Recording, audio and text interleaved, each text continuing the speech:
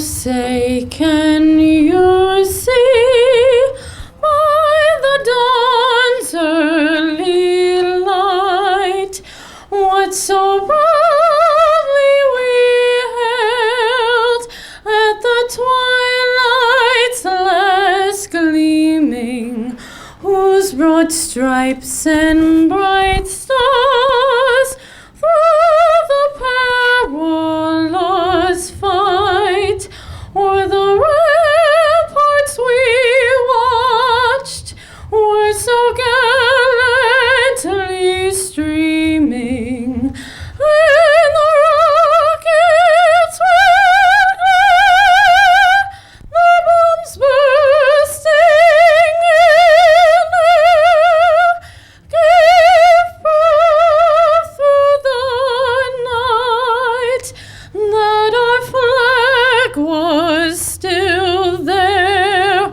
Oh, say does that star-spangled banner yet wave o'er the land of the free and the home of the brave? Thank you very much.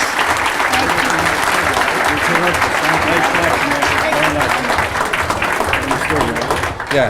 Samantha will be appearing at the Elm Park Inn on Thanksgiving Eve. So everybody go out there and see her. She's terrific, and we love her. And next week is her birthday, so Okay, people, we're going to ask you to remain standing.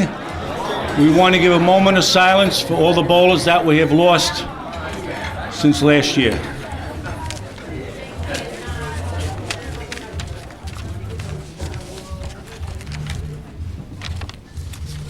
Pasquale Salazzi, Sharon Nasta, Bob Capitelli, Alice Gitter, Bill Stone, Charles Sprague, Michael Calandrillo, Joe Laverty Sr., Tom O'Connor, Michael Lupio, Conchetta Ferrier, Diane Ledger, Guy DiPietro, and PBA Hall of Famer Billy Hardwick.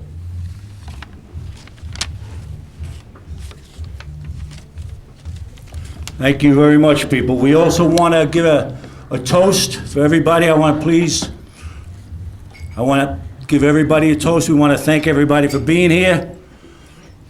In particular, all our veterans. So please, all the veterans, we wish you health, wealth, happiness, and most importantly, time. So here's to you, our veterans. God bless America.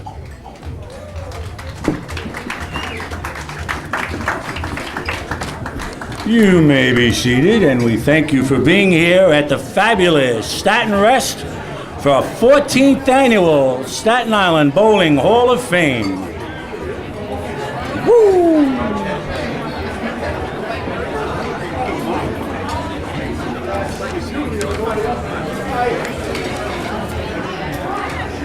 I am Donnie Walters, for those of you who don't know me, and I have to tell you, I am absolutely delighted to be here tonight.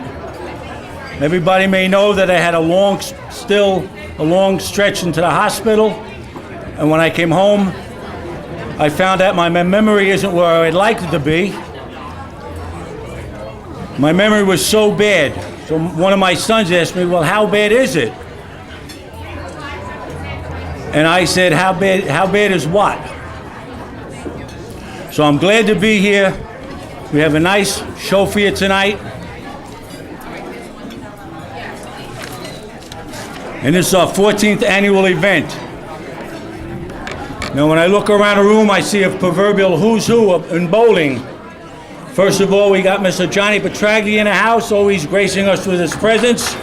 You're going to hear from him a little bit later on. Mr. Petey Michaels. Make some noise. Petey Michaels, he's a very, very funny ventriloquist. He's in the house. He'll be rocking you later on. I also want to extend to Ray Larson and Naz for their continued support for our Staten Island Bowling Hall of Fame. The Wilkinson family is here.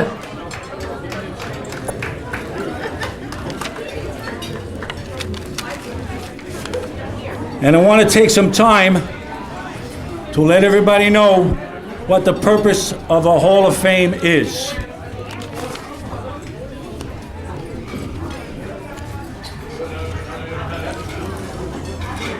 The purpose of the Hall of Fame has three purposes. It's threefold. Number one, we want to preserve the past. All the pioneers, all the leaders, all the trailblazers that made this great game of bowling what it is today.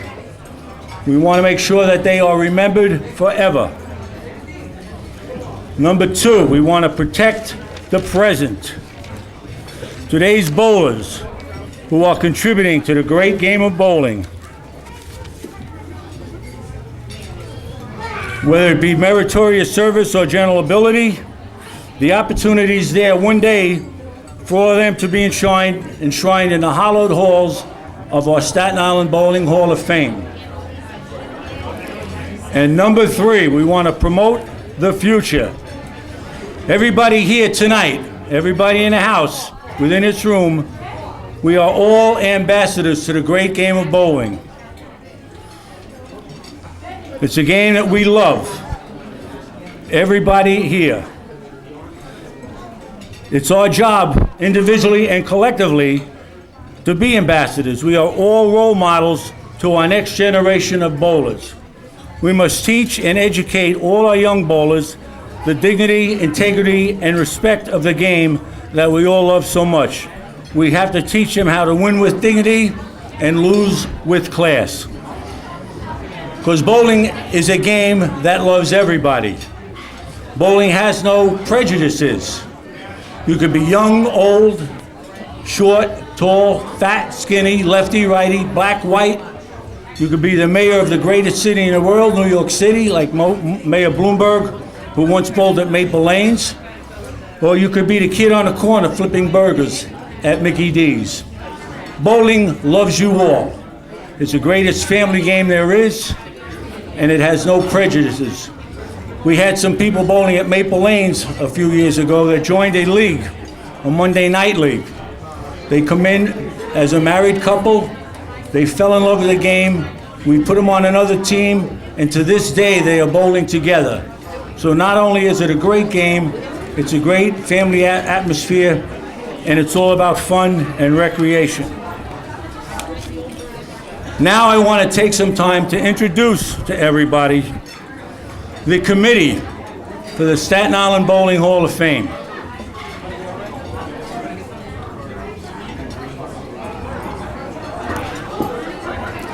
We have 7 people on a committee, and they all have their own purpose.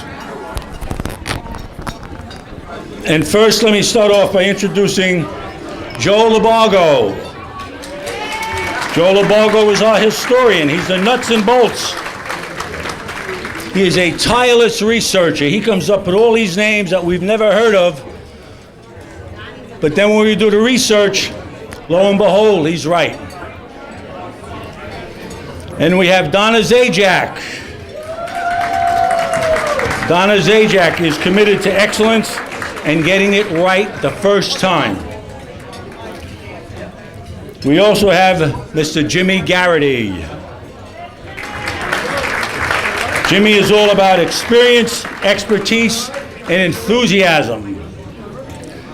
And then we have Lou Vigliotti. She has a wealth of knowledge in the great game of bowling, and she knows all the bowlers. And of course, we all know Mr. Jimmy Elliott. He's the director of the New York Singles Classic, which will be enjoying 38 years of success. This year's tournament will start at Country Lanes in January. Longest running tournament on Staten Island. Jimmy, kudos to you every single year. You do a great job. Thank you for setting the bar very high. Thank you. And we have, of course, our director, John, affectionately called Chico Edit Chico. He is the go-to guy. He's the guy that puts it all together. He makes it happen. And of course, I must mention everybody's friend and mentor, Rab Wilkinson.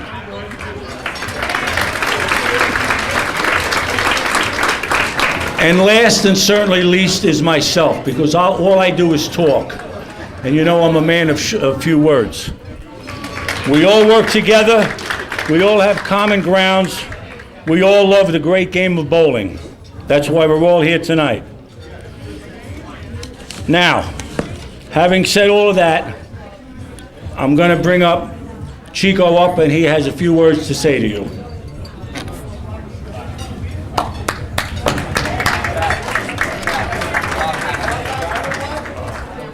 Go ahead, sir. Good evening, everyone. I want to welcome you again. I know Donnie did, but it's really great to see a wonderful turnout. We have about 170 guests tonight. Give you all yourselves a round of applause, because this is a fantastic turnout.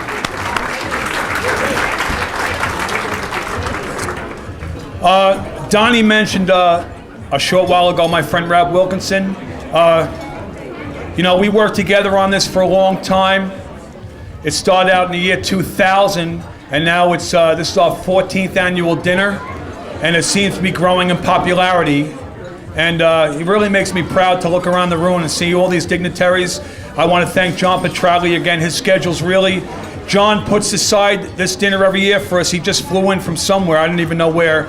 And he's always texting me, goes, John, you know, give him a round of applause. John's retired, huh?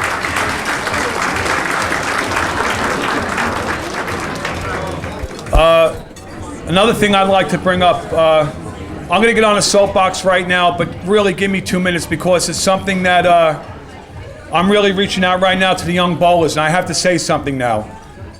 I've been a bowler my entire life. I have a lot of friends that bowl. Ray Lawrison was my teammate forever. Me and Donnie bowled back 40 years ago. But it's a struggle right now to keep these bowling centers going. There's only 2 bowling alleys on Staten Island. And why I'm going to say this to reach out to the junior bowlers is I have something. I'm standing on the soapbox right now. Just do me one favor.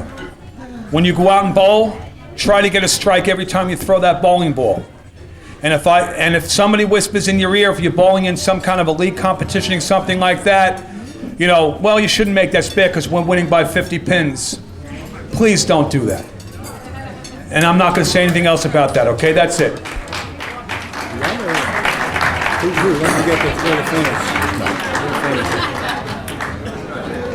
Okay, the happier things right now. When I call out your name, please stand up. Everyone, please hold your applause. I want to right now introduce all the Hall of Famers who are in attendance, because these people have been supporting this for years, and I really want to acknowledge them right now, and I love them all from the bottom of my heart. So hold your applause till the end. I'm going to call out your name. Please stand up.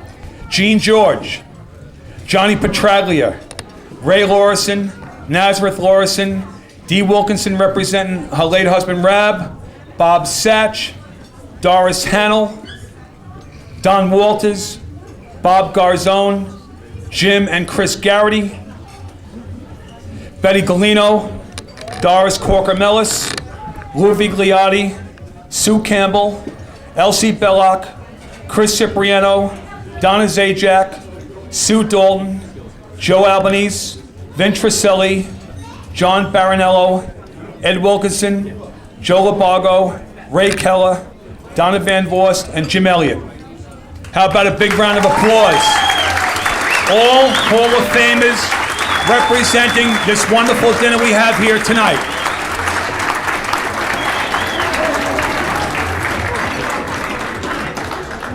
I don't really want to spend too much time up here. I don't really enjoy talking in front of crowds, but I have to say one thing. That's pretty good. I want to say one thing. We have the Jackson Smith Youth 800 Award, and we put that together probably about in 03 or 04. 10 years, yeah. He was the first youth that we knew of that bowled a 300. So while we were sitting around doing what we do, diddling around with the committee with the nominations, the first and only name that came up, we decided to name the 800 Series Award after Bob Hannell Jr.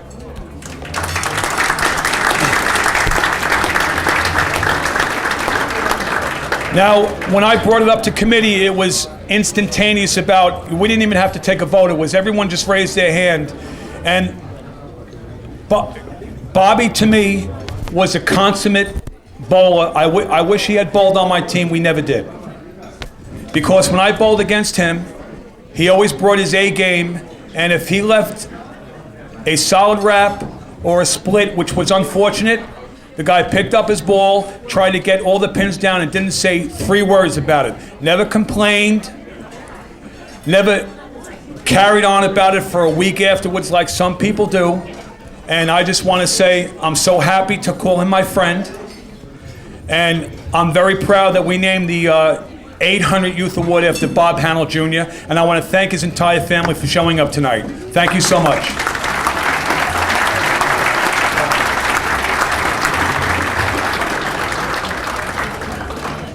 All right, rather than take up any more time, I just want to thank everyone again, and I hope you enjoy the rest of the evening. Thank you so much. To introduce to you, like we do every single year, everybody give it up, make some noise for Johnny Petraglia. Johnny, again, thank you for gracing us with your presence. Yeah, that's okay. That's okay. Thank you, Donnie. Once again, it's great to be here, and I know it'll be tough. You're eating. No, you don't have to be quiet. That's okay. That's well, let me just start out with this. Ray Larson and Naz are here, and they have the pro shop in Rab's Country Lanes, and I saw that George Sabatino has an ad in there for his pro shop. So I would like to say, if you are happy with your ball reaction, you can keep your ball reaction, period. If you're happy with your bowling ball, you can keep your bowling ball, period. But if you want a better ball and a better ball reaction, go to Ray Larson's Pro Shop and look at the New Brunswick line, okay? That's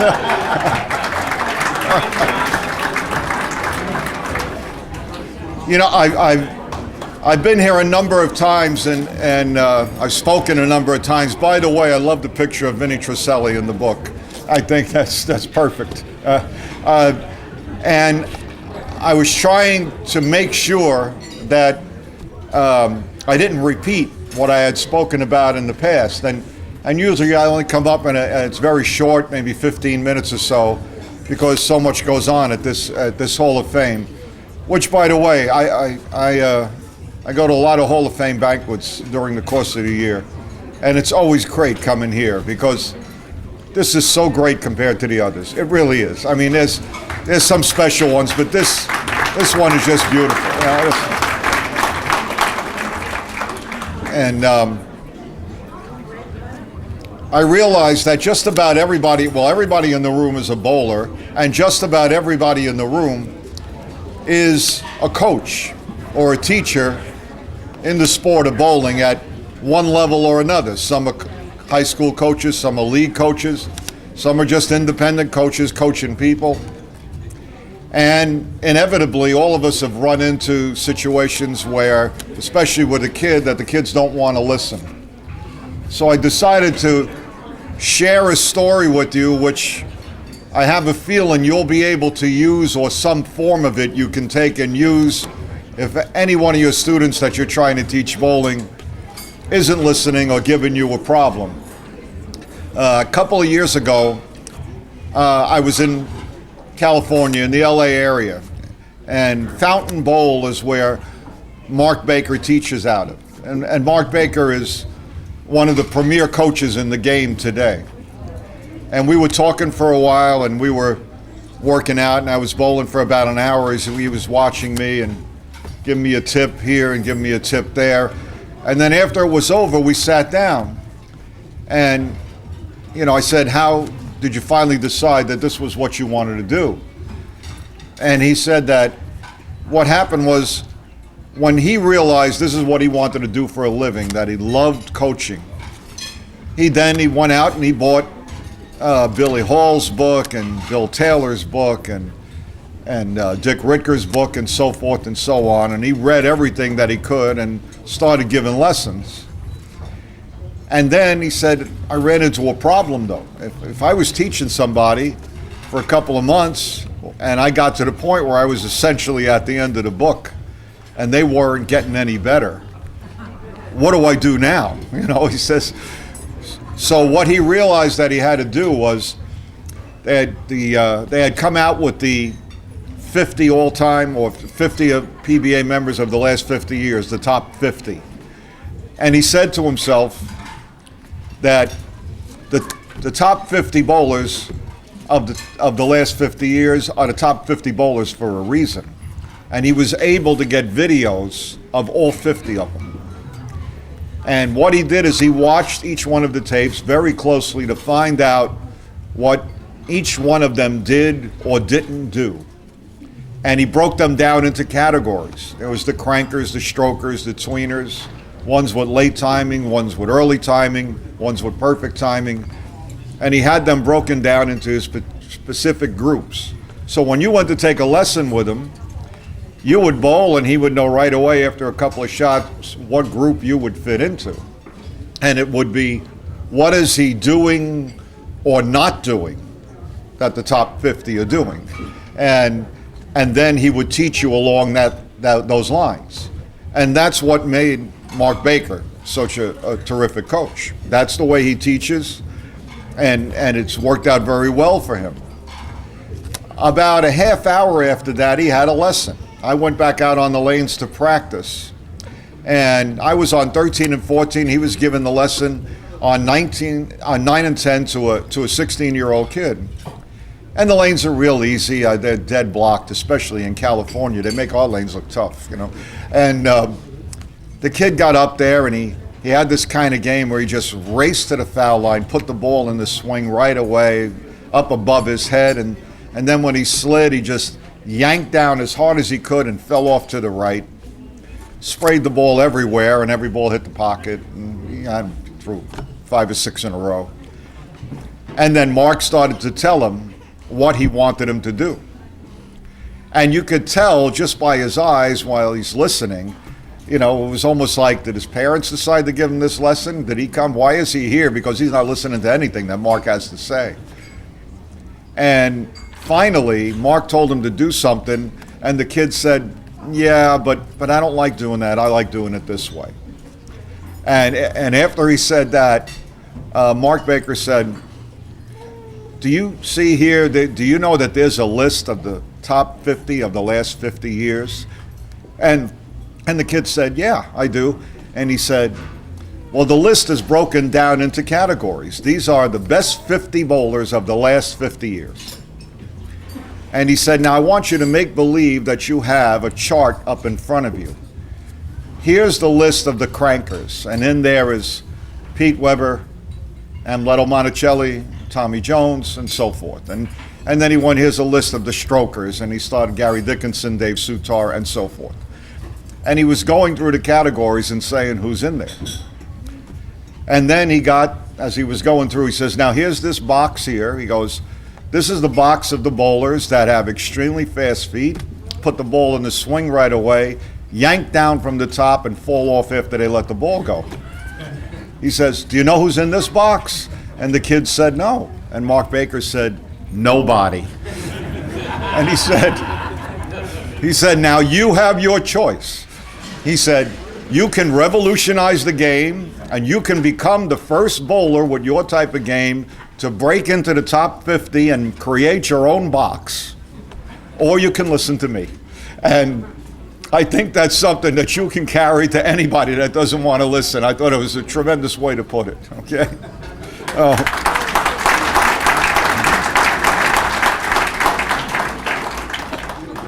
And I wasn't going to speak too long tonight, but I am going to bring up something controversial. And I guess the people I'm going to pick on the most here are going to be Dee and Frankie and Tommy. And you'll understand why. Because this is this hurts me deeply, what's happened. We've just been notified that this year there isn't going to be a U.S. Open. And there's not going to be a U.S. Open, okay? So I started thinking about that, and I know because of what happened in the three houses and in Ohio, and they did it in July, and how bad the ratings were and so forth. Well, I really feel that the U.S. Open is so important because the U.S. Open is the one tournament, it's the most democratic tournament in bowling. It's the tournament that everybody, male, female, no matter what you average, has a chance to bowl in this tournament. And you should be able to go. And somebody in every single proprietor, somebody in their center might get to the U.S. Open, and somebody out of their center might win the U.S. Open. I understand how bad things are economically, especially for the BPAA. So my idea is this. The BPAA has tremendous problems financially. Take the U.S. Open, put it over here, leave the rest of the budget over here. And then what you can do is there are 3,400 centers in the BPAA. So if every center put up $50, that's about $1 a week, that will raise $170,000. Okay, there's usually 400 entries in the U.S. Open. That's another $200,000. That's $370,000, plus whatever the house puts up before we get a sponsor. And we could still have the tournament. And even if the center didn't want to put up $1 a week, then maybe they could ask their league bowlers to put up a penny a week to get the dollar. But one way or another, you can get $400,000 and you can have a U.S. Open if you look at it from that way. You know, we have to have that group stop acting like Congress. We've got to make sure that we have our U.S. Open and stop staying mad at each other. And then when you have great people like Dee and Frankie and Tommy, I just get the feeling that they could go to Tommy Martino and whoever else is on the board and say, every center's got to be able to come up with $1 a week. It just seems like they can do it. So I'm making a call out to you guys and this great group on Staten Island to try to get things going and save the U.S. Open. And now I'll get off my pedestal and I'll go eat because I know now you're all mad at me about this. But thank you very much for having me here. Unless there's any questions before I get down about anything. Billy Hardwick dying yesterday is such a tragic thing. Just in case, bowler of the year in 63 and 69, 12th of all time ranked, first person to win the Triple Crown. And it's really a tragedy. He was only 72 years old. My sympathies to Billy. He was a good friend. And thank all of you again for having me here. Thanks, sir.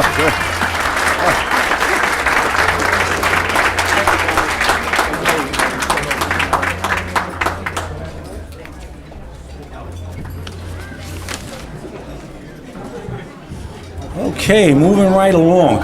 Whew.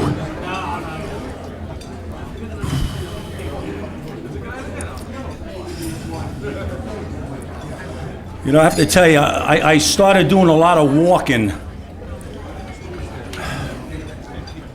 And the reason I took up walking, so I can hear heavy breathing again. I'm happy to say that. So, let's move right along. I'm going to ask Ray Larson to step up. He's going to introduce our first inductee for the class of 2013.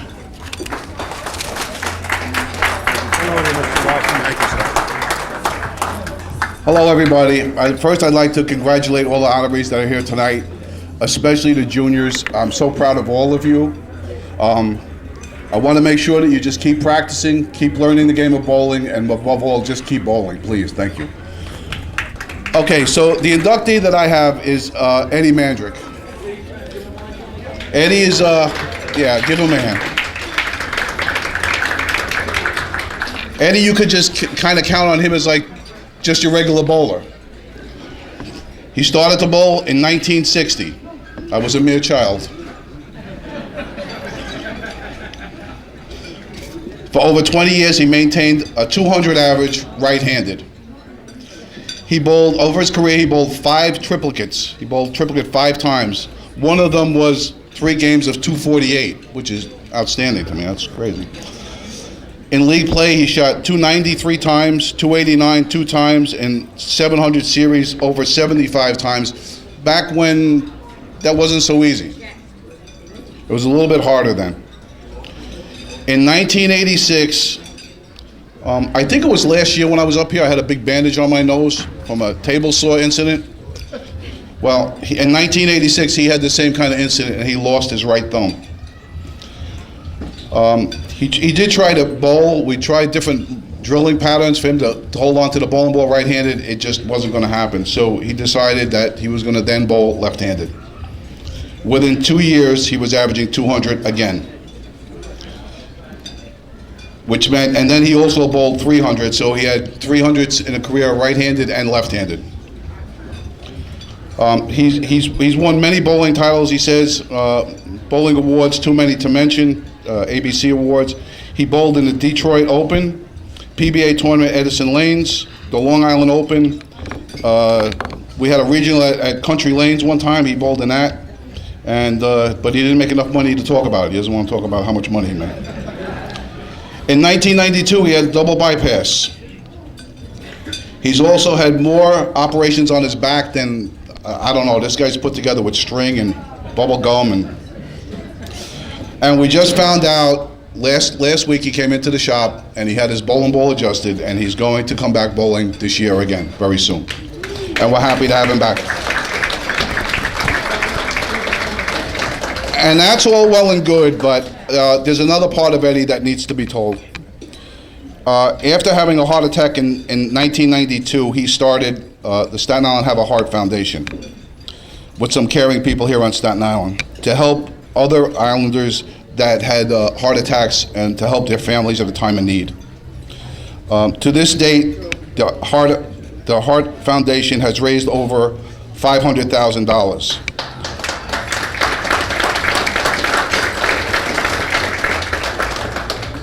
That organization is all voluntary. There's no salaries to anybody. All the money goes back to the families. He's a certified golf instructor. He's the founder and the CEO of the Have a Heart Foundation. He's on the board of directors of Staten Island University Hospital and on 5 other different boards and charities on Staten Island. And over that time on those boards, he's helped raise over $2 million for various charities on Staten Island. That's the Eddie Mandrick that needs to come up here right now and accept your award.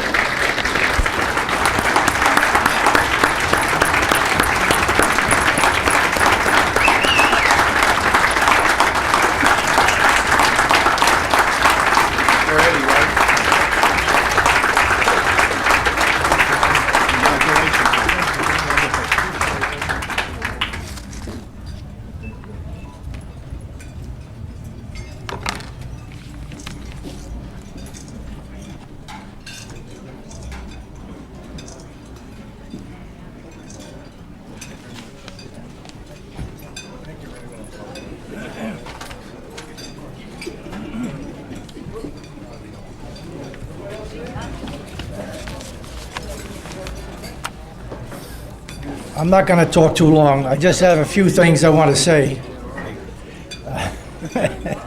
I'd like to thank all the members of the Staten Island Bowler Hall of Fame for this honor.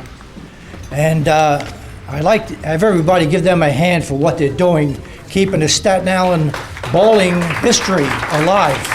That's very important to everyone.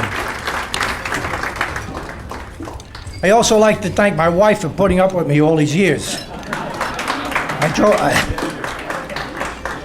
I know I drove her crazy. I used to bowl almost every day of the week, twice on Sunday. I'd also like to thank my family, my friends for coming tonight. And I'll tell you, I'm very excited. I met a lot of people I haven't seen in over 20 years. I have 2 other people here tonight I'd like to thank also, Ray Lawson and his wife Naz. They're 2 of the most generous, loving, and community-minded people I know.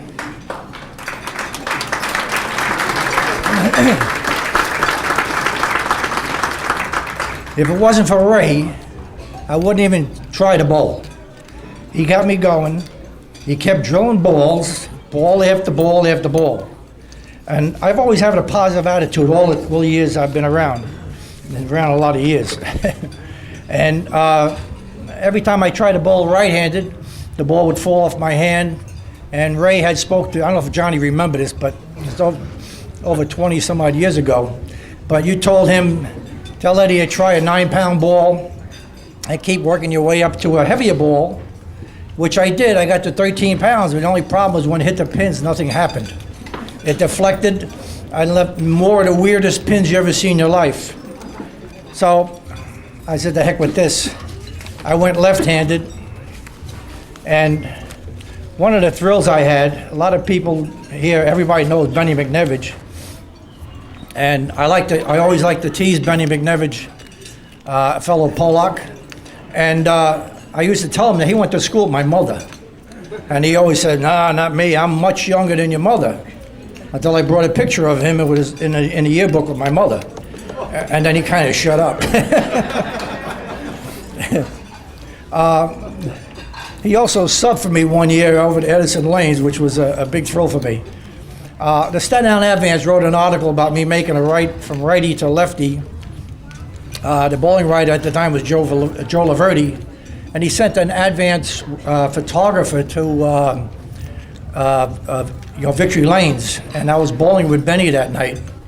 So the guy came in he knew I was there, going to be about 6:15, to throw about 3-4 practice games.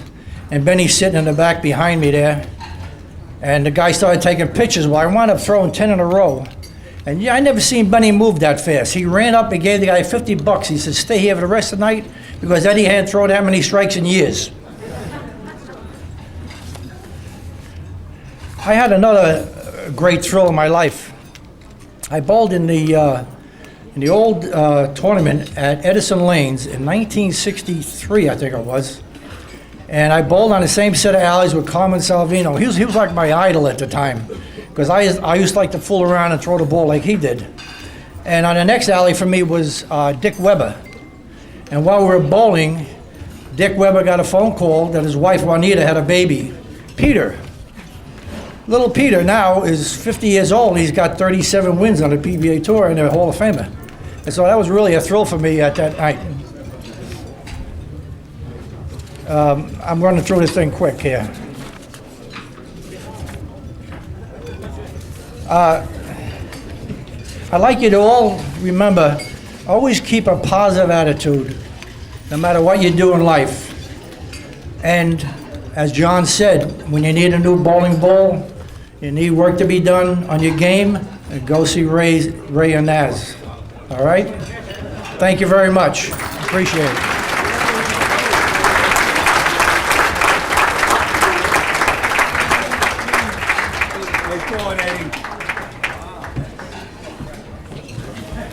Oh, boy. Okay, Chico, I'm going to ask you to come up here and interrupt your dinner, and I'd like you to tell everybody how benevolent the Staten Island Bowling Hall of Fame is.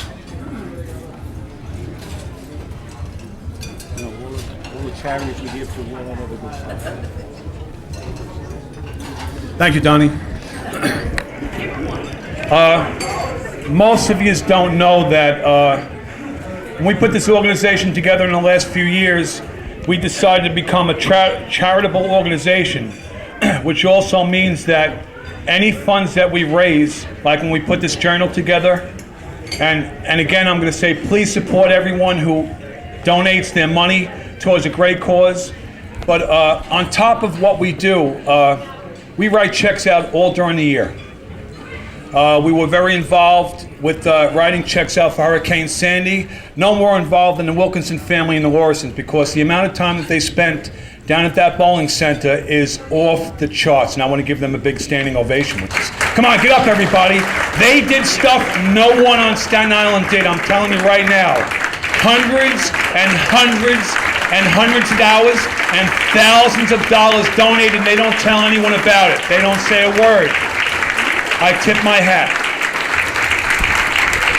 That's why this Hall of Fame is so successful, because of people like them. Anything that comes across our committee, if we find out about it, we sit down, we discuss it, and we will write a check. So if anybody needs any money, don't see me, because I'm broke.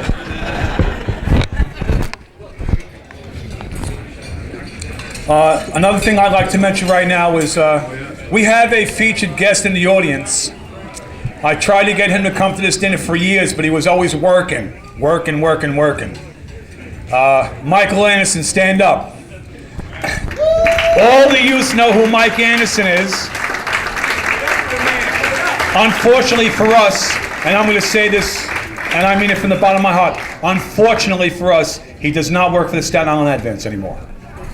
He's gone on to bigger and better things. He's now a school teacher. I want to congratulate you on that, Michael, and thank you once again for showing up for our dinner.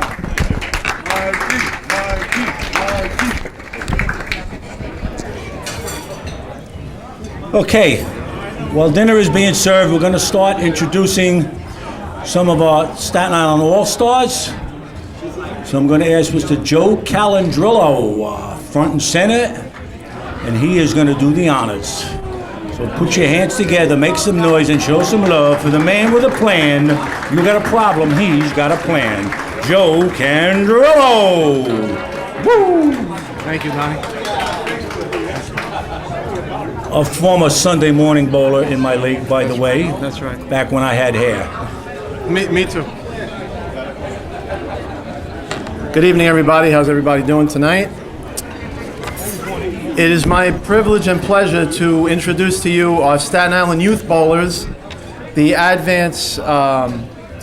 Staten Island Advance All-Stars, and the youth bowlers who bowled 300 and 800. And I also want to say thank you to my good friend Ray Larson for lending me his glasses, because I left mine home. And if you see the print on this program, there's no shot I was going to read this without glasses. So thank you, Ray. Okay, what I'm going to do is I'm going to start with the bowlers who unfortunately could not be here tonight. They're going to be Mr. Ray Bavona could not attend, Anthony Matariello could not attend, Miss Ashley Martinez could not attend, Michael Calabrese, who I believe is on his way home from Montreal. He went to the Ranger game last night. And also Ian Parisi. I believe all of these young men and women are involved with school, doing something else, or maybe on their way home from a Ranger game. Okay, so we're going to start with the Staten Island Advance Parochial All-Stars. And I'd like to bring up Miss Danielle Wyzakowski. Danielle she was a sophomore who finished with the highest average in Staten Island Catholic High School girls bowling, with a 186.43 average in 14 games. She connected for 3 games over 200, including a league-high 246. She's a first-time All-Star who captured the Invitational Individuals when she rolled a 191, a 174, and finished with an individual high 214 for a 579 series, Miss Danielle Wyzakowski. And I would also like to say that I have had the pleasure of coaching her since she's been about yay high. So, and I'm not taking all the credit. Her dad had something to do with that, and her mom too. About yay high. Okay, also now next I'd like to bring up, staying with the Catholic theme, Mr. Michael Joyce. The bar was set high for Mr. Joyce, and the juniors certainly delivered. The righty is an all-star for the 3rd time after finishing the season with an astounding 230.66 average over 24 games. Michael had the high game of the year with a 299 and the second highest 2-game series with a 483. He also won 89.53% of his matches after finishing with a 21.5, 2.5 in head-to-head competition as C's anchor. He also finished 3rd in the individual tournament with a 657 series. Good job, Michael Joyce. Good job, man. Now we move over across town to the public school kids, okay? Many of these young men and women I also have the pleasure and the privilege of coaching on Saturday morning, and they are, without a doubt, along with these two fine young folks here, the future of our sport. So first I'd like to say the girl with the perpetual smile, 7-10 split, a strike, a spare, a 4-9 pocket split, a double pinochle. This young lady smiles from ear to ear every Saturday morning. Every time I see her, she's just tremendous. Miss Brianna Barkley. She finished second in Staten Island in the city with a 195.78 average in the regular season. The righty helped the Pirates win their second championship in 3 years by assisting her squad in winning a really tight A game by rolling a team-high 203. Great job, Miss Brianna Barkley. And what would an award be for Brianna without her joined at the hip, Daniela Cafaro? The other tremendous, beautiful young lady, please come up, Daniela. This junior was one of the key cogs for the champion Pirates. She finished third on Staten Island and in the city with a 191 average, and in the regular season, she was named an All-Star for the first time. She also boasted, I like that boasted word, the city's highest game with the 277 and finished fifth in the borough individuals and seventh in the city, Daniela Cafaro. Great job. And now we'll go over to the Curtis Warriors. I know Naz has a special place in her heart for the Curtis Warriors. Miss Caroline Gottlieb. Come on up, honey. While the Warriors earned the trip to the playoffs for the first time since 2009, I might add the last time the Yankees won the World Series, she was one of the biggest reasons why this squad advanced to the semifinals.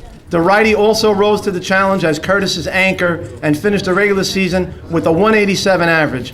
She's a first-time All-Star, was also third in the borough individual, and took fifth in the city individuals, Miss Caroline Gottlieb.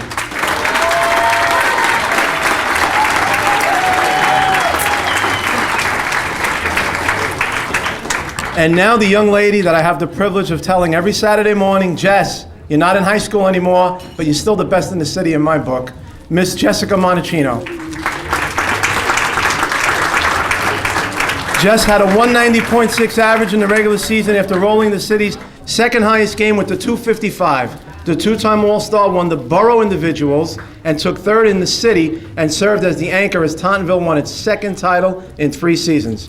She won the PSAL Wingate Award in girls bowling, which honors student athletes in their senior year for outstanding achievements in their respective sport. Miss Jessica Monaccino. Ray, I really got to tell you, I'd be lost up here right now without these glasses. Thank you, Ray. Next, I'm going to bring up a Newdorp Central, a Newdorp Ladies Central, Miss Lauren Zalek. I just want to throw in that as of today, the Newdorp girls are 12-0 and going for the city title in a few days. So go get them, Newdorp girls. Go get them, all the girls, but I have a place in my heart for Newdorp, I'm sorry. This sophomore, well now she's a junior, finished the regular season with a 180.58 average, but picked up her game in the postseason with a 186.33 average. Although her team ultimately fell short in the title tilt, boo, Zalek kept things close in the A game by blasting a 225 to lead all bowlers. The righty, who had the fourth best game in the city this year with the 242, also finished in the top 10 in the borough individuals, 4th, and city individuals, 8th, Miss Lauren Zalek.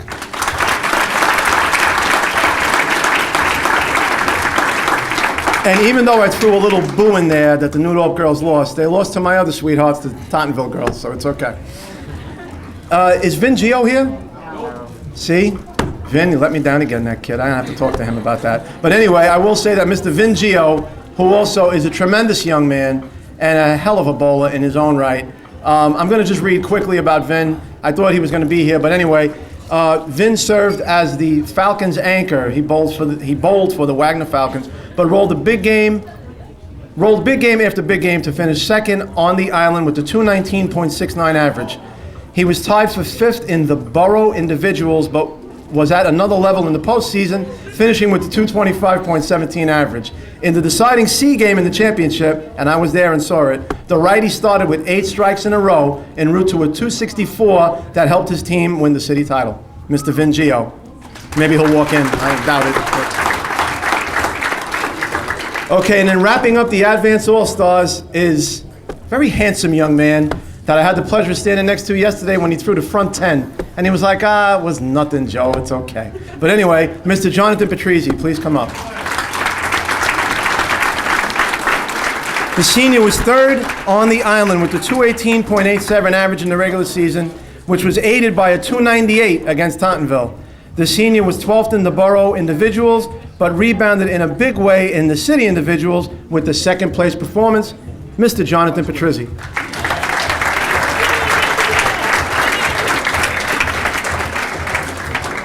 Sorry, I have to find my place in the book here, I'm sorry. My apologies, I'm sorry. Okay, we're now gonna bring up the Jackson Smith Youth 300 Award winners. And we're gonna start with the Barkley family's having a hell of a night, because now we're gonna bring up Mr. Timothy Barkley.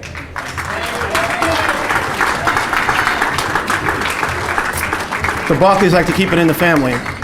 We're also going to bring up another Jackson Smith 300 youth winner, Carolyn Bono.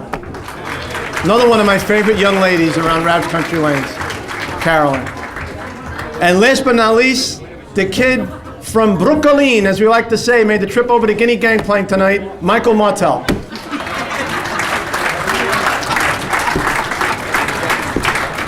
Hope you had an easy pass, kid. That toll's going up.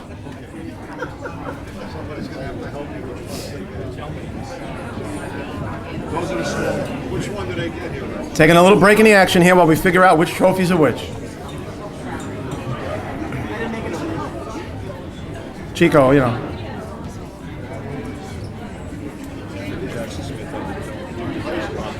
Don't do it? Okay.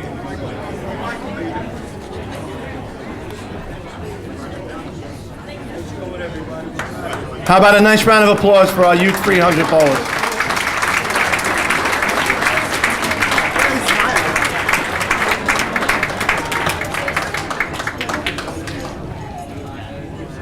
Is she ready?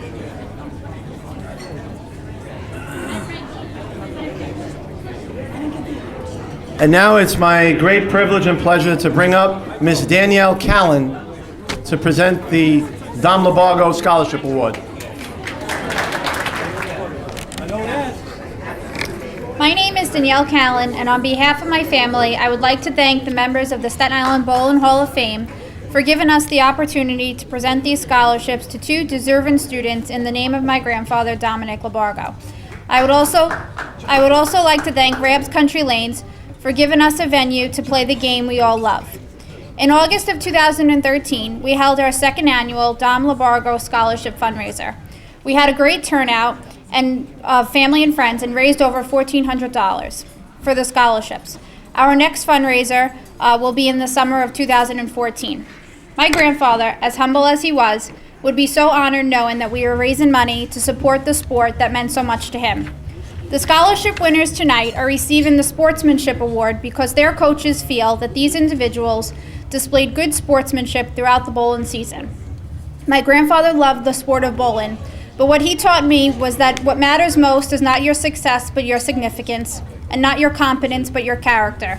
And you see, to him, it was never about the high game or the high series. It was about his loyalty and respect for the game and for his fellow bowlers. So on behalf of my family and Rab's Country Lanes, I would like to present a $500 scholarship to Brianna Barkley and Brandon Katrupi.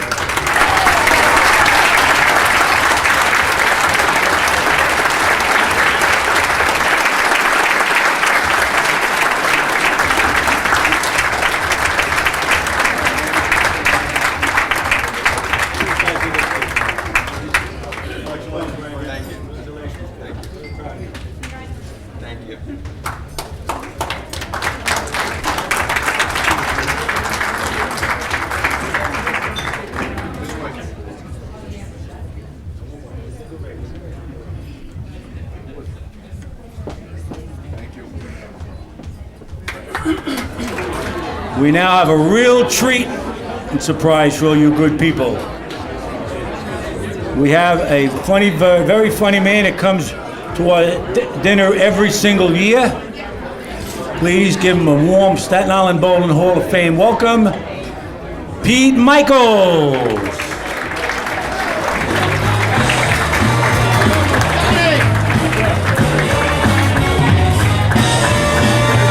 Keep it going for Donnie Ward, ladies and gentlemen. Show your love.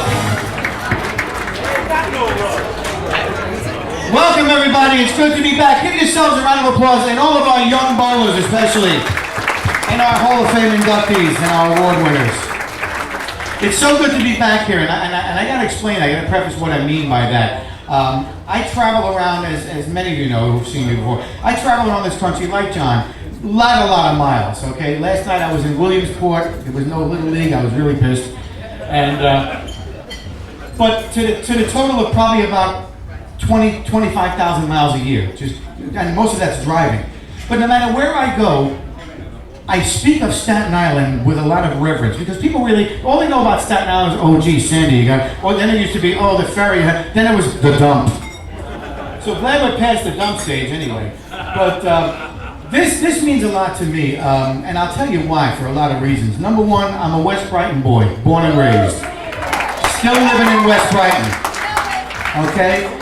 I have a lot of people here that mean a lot to me, okay? Chico and I went to Mount Carmel together, grammar school, with Sister Mildred. The scars will heal one day. Naz and I went to Curtis together, and her dad studied karate under my late father, her father as well. The Trusellis are family. They're all family members. You can applaud for these people. They would applaud for you. Donnie, many years ago, many of you may not know, my daughter was born with a lot of physical, developmental, and medical problems. And at that stage in my life, the medical bills were through the roof. And we didn't have the, if you like your health plan, you can keep it nonsense. We had, if you don't have a health plan, avavuto, as we say in Italian. But Donnie, out of the goodness of his heart, because he was friends with my late father, did a bowl-a-thon at the lanes for my daughter and raised some money to help us with the medical bills, and I will never forget you for that. Thank you very much. To this day, we still talk about that. So, when I speak of Staten Island, I do have a soft spot in my heart, because the very first show I ever did as a professional performer was in this room back in 1979. And I won't tell you what I got paid, but the dinner didn't even cover that back in the day. But it's busted, Naz. But it's always good to be home. And no matter where I go, and I do travel around a lot, as John will tell you, people know two things about me right away. Number one, that I'm a New Yorker by the accent, and I'm proud. Number two, that I'm Italian-American by the way I'm dressed. Just out of curiosity, how many of my paisanos we got in the audience tonight? Make some noise. Couple, two, three. Of course. And then there are those that are in the protection program who can't say anything right now. And you know who you are. Every year when I come here, and I'm so fortunate that Chico calls me every year to come here, because it's a joy to be here with you wonderful people. I always wonder, what am I going to wear? What am I going to, because I don't want to dress the same. And last year when I came, you know, I had a red jacket on, and I said, oh no. They got red napkins there. I'm not going to wear the red jacket. So here I am, dressed like the people in the kitchen just threw the jacket on me and said, get out there. But talk about being Italian. It's a lot of fun being Italian. It's got a stigma attached to it, as you know. But I got to tell you, my grandmother actually taught me how to dress. My grandmother was from the other side, and she was a West Brighton lady too. But she was from the other side. She was a typical Italian woman, 4 foot nothing. That's the law. If you're a woman in Italy and you're 5 foot, they would deport you right away. You see them on the dock, Signora, get on the boat, you're too tall.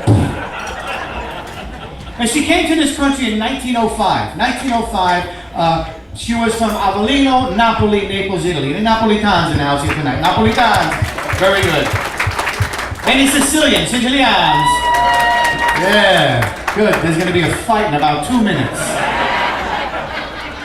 Now for my non-Italian friends that are sitting out there going, what's he talking about, Sean? I'm going to explain this. I know you're out there. The people from Naples and the people from Sicily, and I do have them both in my family, so I know of what I speak, they always get into fights. Damn near fist fights. And they fight about the most ridiculous thing. They fight about the name of the stuff that you pour on top of the macaronis. It wasn't even 2 minutes. Look at this. Look, see? The people from Naples call it gravy. And the people from Sicily call it sauce. And the people from Naples call the people from Sicily African. Now, Don't hate the messenger, go home and look at your map. My mother is Sicilian, and I told her that when I was 10 years old because I came over from Mount Carmel. We go, look, I got a geography lesson. She broke 2 wooden spoons over my skull that day. I never brought it up again. But my grandmother, she wore black clothing every single day. You've seen these women, head to toe, nothing but black. This woman looked like a ninja. Or an Italian version, a ninja, right? I asked her one year, I said, no, what's with the black clothes? Every time I see you, no matter what the function, no matter where we are, you're decked out in black. You know what she tells me? In case of somebody drop it dead, I'm ready to go. She wasn't kidding. She was the type of woman, because she lived right on Rose Street, 25 Rose Street, right by the firehouse down at Castle Avenue, by Sid Phillips. Every time somebody in her neighborhood passed away, didn't matter who it was, she would show up in the back pew of Mount Carmel Church. In the back row with the whole regalia, the hat, the veil, the black shoes, the dress, the rosary.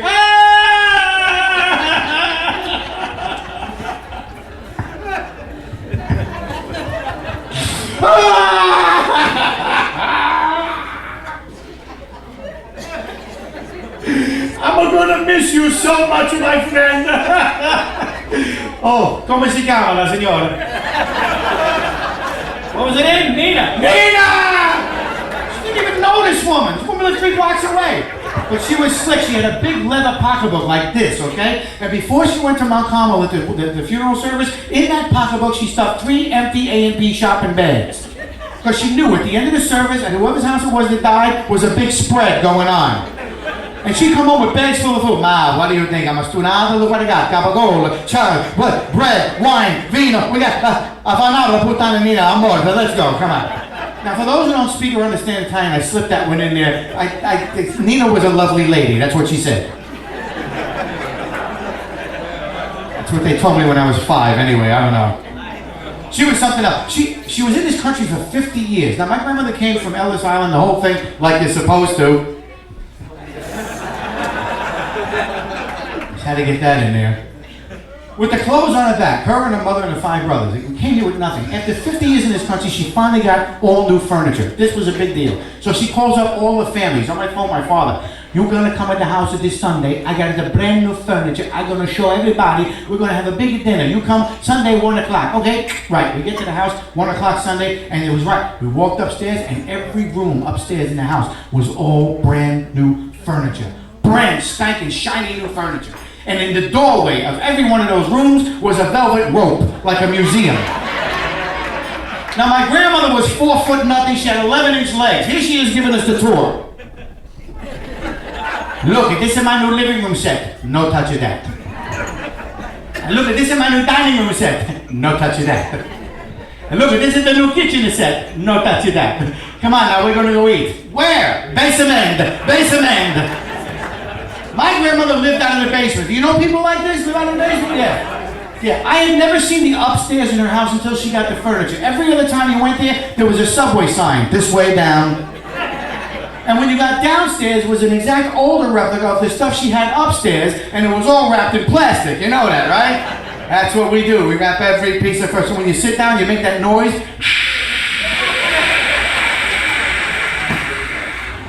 Now you sit there for 10 minutes, start sweating and try to get up, you ain't going nowhere. You got a couch stuck to the rear end. Get this off me! Crowbar! I miss her a lot, my grandma, I really do. She's not dead, she just put her glasses down and wandered off. We don't know where the hell she's at right now. She's probably in Bayonne going, fruit, where's the fruit to you? I speak of Staten Island because I've seen the changes. Just talking to somebody before the show tonight about that. Remember the days when you could go from the North Shore over here to Al Deppi's and took you 15 minutes? What? Yeah, 10 minutes, that's right. Now, every 15 feet, stop sign. Stop signs everywhere you go. Red lights, red lights, red lights, red lights. People, wait, do we have any people from Brooklyn here? You might want to plug your ears for this next portion. We Staten Islanders don't drive like you people. My wife is from Brooklyn too, okay? And we don't drive like that. We single park. We tell our kids, drive you to school, get your ass on a bus, get to school. We don't drop the kids off. With Staten Islanders don't do that. We drive them. Hi, how are you? You believe that? I got a bridge in Brooklyn you can say right now. But it's all changed. Staten Island's all changed. But the good thing about Staten Island is we got a lot of different type of people here. That's the great thing. All kinds of different people. That's what makes this island great. Because I travel to some places in this country where they say, "You are Italian boy!" Jethro, go get the rope. You think I'm kidding? So we got my Italians here, we got my Irish friends here, my Irish people. Where's my Irish people? Irish people? They never applaud. They gotta put a drink down to do that. That don't happen. You ever know, hey, he's funny, but he ain't that funny. I love you people, I do. My best friends are Irish people. I love you guys. You know why? Because you got the holiday. The national, that's the one. The big one, right? March 17th, St. Drunkard's Day. That's the holiday right there. Now, I know the Italians are sitting there going, "Well, Petey, what about Columbus Day, pal? Think about this, fellow Italians. Well, we don't celebrate Columbus Day. What do we do on Columbus Day? We go to Macy's to buy sheets. That's what we do. Right, ladies? Because that's when the white sales are on. Come on, we're going to Macy's. What? Sports? No. Sheets. Move it. Come on. Beer. Whatever? They don't have green beer.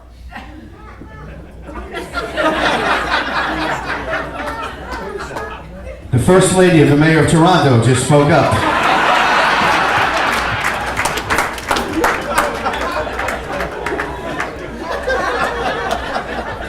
You know, they actually offered me to do a benefit show tonight for him, but I chose to come here instead. I think it was a safe bet. Thank you, Dick. No, they don't. That's right. Macy's does not have green beer. They don't have any beer, in fact. Could you imagine if they did? Or would we be spending over there? Yeah, give me 12 of them big generators. I don't care. But now we have the parade out here. The big one, not this thing on Forest Avenue. This is not the big parade. The one on the Fifth Avenue. The one we got out here is 3 drunks coming out of Jody's going, "Why didn't I win the pool this year?" Because he doesn't do it anymore, you fool. At least not that we can talk about. But there's some towns that I play where they don't even have a St. Pat's parade. They go, "No, St. Pat's parade." Like, you gotta have a St. Pat's parade, man. Because I mean, Fifth Avenue, that's the one, we do it right. New York, we do it right. It's probably the oldest one in the country. The only thing I got the bone to pick with them, they paint everything green.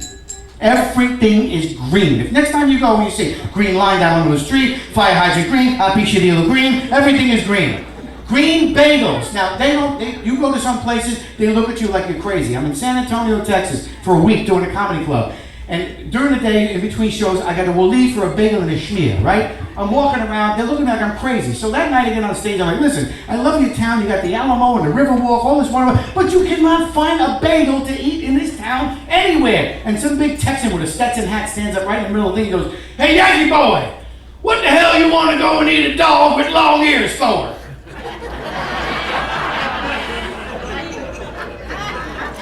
Look, they're explaining it to each other. This is scary, John.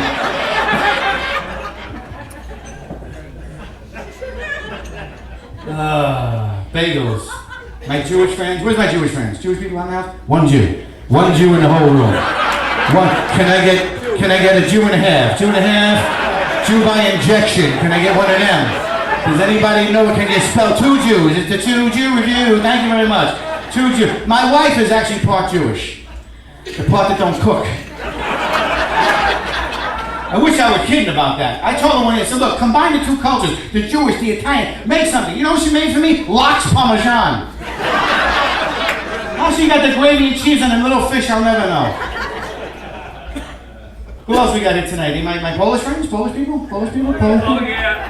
Good, I'll talk slower, no problem, I'll work with you. I got flashcards in the trunk, we'll work with you.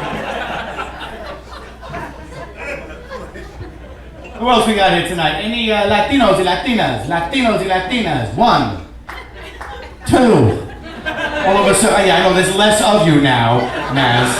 Because if you stood behind the mic stand, you and him, you both disappear. Give them a round of applause. They look fantastic, the 2 of them, Ray and Naz. What? I'm paying you a compliment, honey. You look great, and it's good for your health too. It's very good. Look at him. This year, no Carl Malden look. Last year, your nose walked in the door 3 feet before you did last year. I just want, because I love it, but last year I wanted to go, but Ray, okay. But he'd probably drop kick me if I pulled that. Does anybody here have a family that came from England? From the island? Anybody? No? No. I asked that question. I was in Atlantic City at the Borgata not too long ago, and I asked that question, and a woman stood up in the audience, right in the middle of the room. Drop dead, gorgeous woman, looked like Joan Collins from Dynasty. About that age, she was about 70-something. Beautiful, okay? What are you laughing? She was in the high roller section. I'm not stupid. I know where I'm going. She had money. Diamond everything. Diamond earrings, necklace, bracelet, like a tiara going on. They hit her with a spotlight. It was like a disco ball. Light shooting everywhere, right? And she stands up, she goes, I'm on holiday. They don't say vacation over there. I'm on holiday from London, and since I've been to the United States, I've met so many new American friends, and I'm having a lovely, lovely time. And I'm on stage thinking to myself, dude, if you could ditch this New York accent, that's the one to have. Am I right or wrong, people, that the British accent is the coolest accent in the world? No matter what those people say, it sounds cool. I don't care what they say. Somebody from Britain could like poop on your front lawn and tell you about it and make it sound cool. Really, they're like, pardon me, Governor, I just dropped a couple of crumpets on your front lawn. Cheerio, ta-ta, pip-pip. You can't get mad at that. I'm like, look, dude, pee on my leg and tell me it's raining. Just talk. What do you talk? I was doing a show last night, like I said, way out by Williamsport out there, and a guy came up to me while I was on stage. That's how they are out there. Hey, buddy, you know. He says, were you the class clown growing up in school? I said, no, I was not the class clown. Chico will tell you, he remembers the music kid. I was painfully shy kid growing up. I went to Mount Carmel. Did anybody else go to Catholic grammar school here? Anybody else? Yeah, don't raise the hand too high. The pin in your shoulder will slip right out. You had the nuns back in the day? Yeah. We had them too, didn't we, John? Sister Mildred, also known as Sister Show No Mercy. She would beat you just to see the look on your face and get a grin. But back in the day, they used to make you read in front of the class. Now, they don't do that anymore, thank God, because that's traumatizing. I remember the first day in kindergarten, and I had never seen a nun before. All of a sudden, I see this 5-foot penguin with a mustache and green teeth. Get right up in my grill. I'm sitting at my desk, first day, she's like, Peter! Would you come and read in front of the classroom?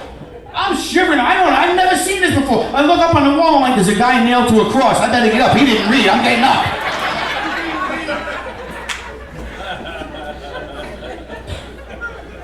But the comedy for me came as a kid watching TV. Man, I was a TV holic as a kid. And TV has changed through the years. Am I right? How many of you feel, right, round of applause, that the TV shows back then were better than the TV shows that are on now? Yeah? Most people do, even the young people do. The problem is I think we have too many choices. It's just too many choices, right? We got Verizon. Everybody got Verizon out here, or Time Warner, whatever it is here? We got Verizon. 888 channels of nothing on. Am I right or wrong? I get a hold of that remote control every night because I'm the man. I have to have it. Look at all the guys. Shut up, Pete. Don't bring that up. I drive my wife crazy. I'm with that. But if anybody here works for Verizon, if they do, please put in a good word. Invent a remote where the numbers light up. How many times have you been in the dark going, what number am I punching over here? I don't want to fast forward and play and rewind. I want the numbers. I drive my wife nuts. She's on one couch, I'm on the other, and I'm sitting like this. The TV's going. She's on the couch. Stop on something. All right. Giants football. How about that? She got in with the old ladies one year. She took the batteries out of the remote control. Yeah, laugh. It took me 10 minutes to figure this out. I'm sitting on the couch like the Geico caveman. She's on the phone with her sister. Lori, get over here. You gotta see this. I took the batteries out of the remote. This idiot hasn't figured it out yet. He's on his cell phone now with Verizon. Yeah. Well, now he hung up. Now he's over Time Warner. Now he's calling Comcast. We don't even get Comcast out here. When you can't make it, it's okay. I'm videoing him. Yeah, he doesn't know it. Yeah. Now I'm gonna put it on YouTube. It's going viral by tomorrow, honey. Yeah. Just do a search for tomorrow. Idiot husband remote control. You'll see Pete up there. Too many channels. Too many channels. My son is with me again this year, and when he was 3 years old, he came up to me. We're watching, Verizon or whatever it was back then. It might have been Time Warner. I don't think Verizon had the thing yet. And he goes, Daddy, just like that. Daddy, When you were my age, what kind of cable shows did you have? Cable? What kind of cable did I have? Cable. Let's see, cable. When Grandpa missed a few car payments, they would come in the middle of the night, hook the car on a cable, and tow it away. What cable? There was no cable. What do we have? Channel 2, 4, 5, 7, 9, 11, 13, which was PBS, and if you had a coat hanger, the Puerto Rican channels. And that's when, remember wrestling Friday and Saturday night, 41 and 47? Lucha Libre! And me and my father, God rest his soul, we watched the wrestling every Friday and Saturday. It was all in Spanish. I had no idea what the announcer said until he got to the wrestler's name, because I barely spoke English when I was a kid, right? And the announcer said, "Mira, tu quieres sábado gigante grande, por favor, se trata de Bruno San Martino!" Then when it got older, Randy Macho Man Savage! Ooh, yeah! Which translated into Spanish was, ooh, yeah! Then later on, Hogan! What? Hogan! What? My father from the kitchen. Hulk Hogan, you idiot! Then they would take our commercials off of our network television and dub them in Spanish and put them on the Latino channel. That freaked me out. I never saw this before. Dad was inside getting some chips and soda on a Saturday night, right? And I'm watching, I see this very familiar breakfast cereal commercial with the little cartoon character. And I recognize him right away. And he's leaping all across the TV screen. He's going, "¿Dónde está mi Lucky Charms?" Dad, get in here quick. What? It's a Puerto Rican leprechaun, that's what. He said his name was Lukey. It's all changed, it's all changed. TVs back in the day, we had flat screens today. Beautiful thing, flat screen, you can hang it, put it on your stand. There was no flat screen back in the day. What did we have back in the day? Johnny, what did you have, right? Sylvania, black and white. 150 pounds, solid wood with a screen this big. And my father one day comes home from work all excited, all thrilled. He goes, "Tonight we're gonna have something new and exciting." I'm like, "The babysitter?" I'll wait. He says, "No, color TV." I'm like, "Color TV? Bet! All right, great. All right, everybody, go in the living room until I get it ready." Go in the living room. The TV was, "Don't worry about nothing." Comes back, he calls us all in. "Okay, here it is, color TV." It was the same TV, but he had this plastic screen on the front of it. Does anybody remember this piece of junk with the 3 color bars on it? With the red and the yellow and the blue, the green? And he goes, "Look, color TV." I'm like, "Dad, that's the same piece of crap TV we had with a plastic piece of junk in front of it. What are you talking about?" And we're watching the Lone Ranger. I'm like, "Dad, there's something wrong with your color TV." Why? Because Tonto's supposed to be red, not the Lone Ranger. I've never seen a green horse except on the Wizard of Oz at my friend's house. And why is Tonto yellow? What, is he a coward? What's going on? That was TV back in the day. And my mother was old school, New York, Italian, American. As soon as that thing hit the floor, it became furniture. The doily went right across the top of that sucker. And on top of the doily with the blown glass knickknacks. Remember those? The dog and the cat and the little monkeys and stuff. And my mother smoked them Chesterfield coffin nails, right? She'd be like, "You bust my knickknacks, I'll bust your skull." And to this day, I don't even know what knick-knack means. I did a search on Google. You know what came back? See paddywhack, give the dog a bone. It's all changed, right? There was no cable back then. Rabbit ears. Remember rabbit ears? And you had to put tinfoil on the rabbit ears. So, whose idea was it to combine cooking with watching TV? Julia Child. Remember her, the drunk French chef woman with your bombing the white wine every show, right?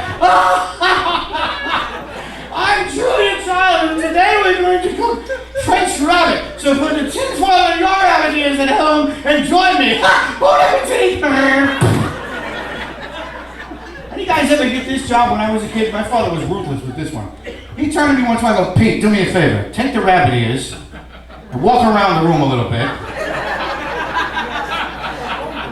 and see if the picture comes in any better." And me, like a Mama Luke, I'm walking around, "How's this, Daddy? Oh, over there. How about over here? No, keep going over there." I'm at the next door neighbors holding this thing. I'm like, if you're under 50, that's a rotary phone I'm doing right there. It's all changed. TV shows have changed, right? Not the same TV shows anymore. What's the most popular type of show on TV today? Reality shows. How many of you people, like me, are finally getting a belly full of these stupid, brain-dead, dumb reality shows? Applaud. Anybody? Yes? Those of you not applauding, you really need to get a life. I got news for you, there is nothing real about reality shows. They are all scripted. I know that for a fact, because I know some of the people that are on some of these shows, like Slob Wives and the rest of them shows that are out there. And, oh, don't moan, please. If you're Italian American and you think that Slob Wives and Jerky Shores represents us, you need help. But no, it's all scripted. There's somebody off screen with a cattle prod going, tell her she's ugly. Say her husband's an idiot. Fight with each other, do something. It's not real. My wife got me started with these years ago, and luckily I jumped off the train. She started with this, the guys with the fishing boats out in Alaska, those guys up, what's it? Deadliest Catch. Anybody watch this thing? Deadliest Catch. Yeah. And they're so proud of themselves, right? They got the Gordon Fisherman beards going on, the gear. I catch crabs. I got a TV show. I caught crabs once. Was my TV show. All I got was some blue shampoo and a comb. I didn't get no TV show out of the deal. Some of you are laughing a little too loudly at that one. And I got this other one. Have you ever seen Swamp People? Swamp? Who watches that? Don't put your hand down. Come on. I'm watching the coming attractions before it even hit the air, and the announcer comes on and he goes, on the premiere episode of Swamp People, Jed tells JR, we're going to dance over to your brother's head, or the bones in the bones in game on it, grand over his head. What? What did he just say? There wasn't even subtitles. And if there were, there would have been question marks. And when we come back, JR tells Jet, don't give us no minute without a day, man. Or time don't give back. Get it.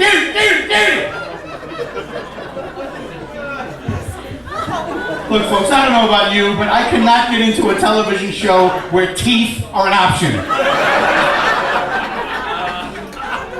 Does not work for me, I'm sorry. Oh my, but what did they have back in the day when a lot of us were coming up? They didn't have this reality stuff. They had variety shows. That's what they need to bring back, variety shows. And I gotta tell you something right now, and I shouldn't even say this, but I got a call to audition for America's Got Talent today. They wanted me to come, no, don't applaud, because I told them where to go and how to get there. Because this is more important to me than some stupid reality show. I passed on it. That, in fact, when I read their contract, I'm like, oh, no, you don't. They own everything. They own you, your likeness, your material, the puppets, everything. You have no say in anything that they do, and they can spin it any way that they want. So I said, well, am I going to go down there and stand with a bunch of people and get 90 seconds in front of the producers, which is probably maybe going to go somewhere, maybe not, or come here where I'm going to enjoy myself and have a good time with my friends and family? I chose this.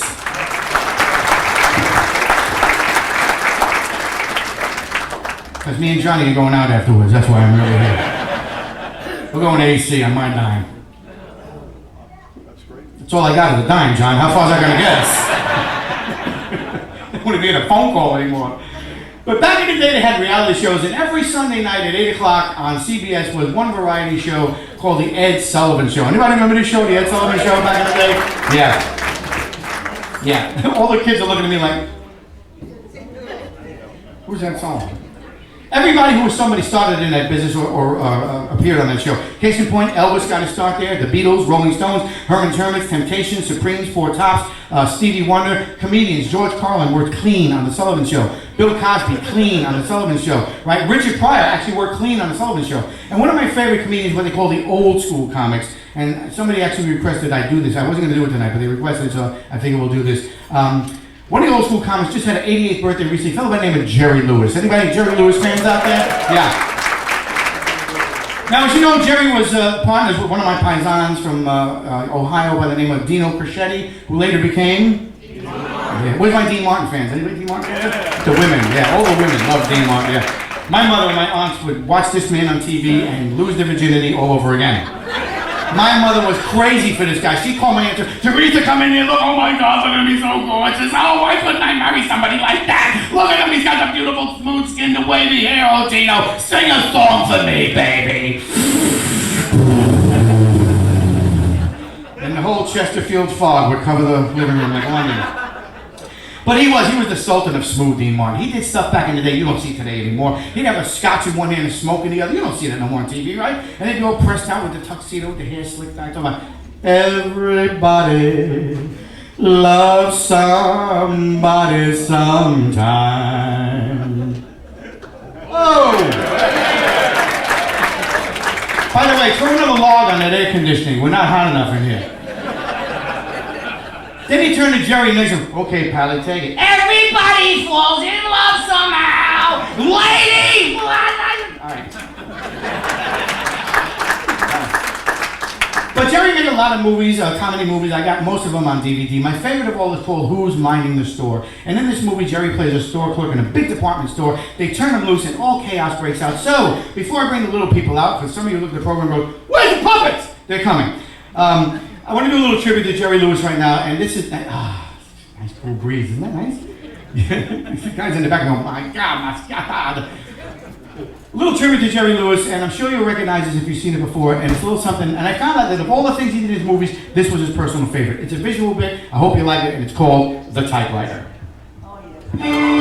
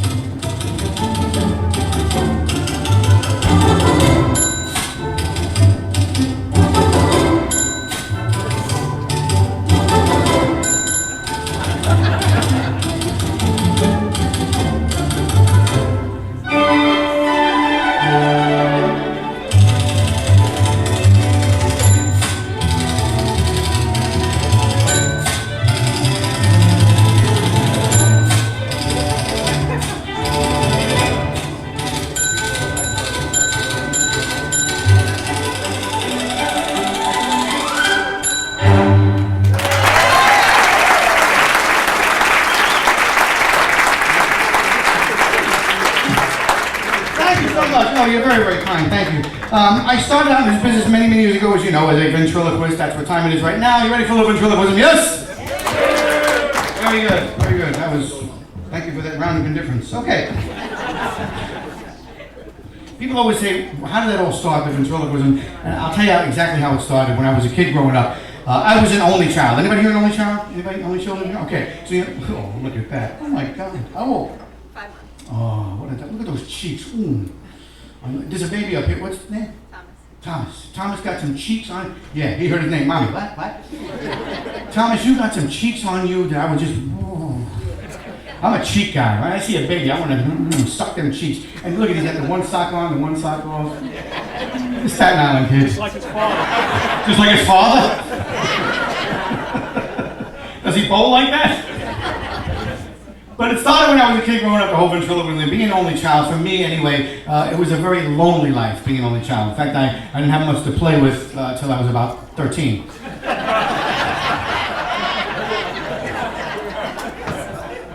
That's when I discovered my first puppet. And I named him Squirt. But, well, the name fit, and so did he back then. Not so much anymore. But I got really good with this ventriloquism stuff back in Mount Carmel.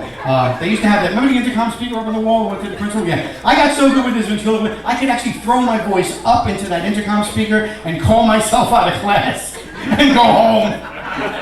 Which was real cool until Sister Mildred called my mother and she was waiting with 2 wooden spoons to do a tarantella on top of my skull. And then as an adult, I got into trouble. I got into real trouble. And as a result of this one incident, see how things come back and bite you? I am no longer permitted to attend closed casket wakes.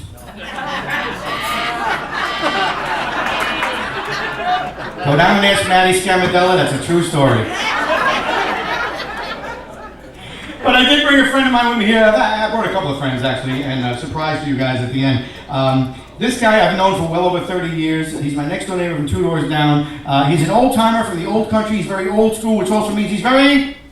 Thank you for paying attention. Now, you may know somebody like this at your job or your neighborhood or your church or whatever, or maybe you're the guy. I don't know. Sometimes they point at each other and go, yeah. But let's bring him out with a big round of applause because you got to wake him up because at 6 o'clock, it's nap time for him for the night. Give him a big round of applause, and his name is Papa. Papa, come on, say hello. Come on, give him a Papa.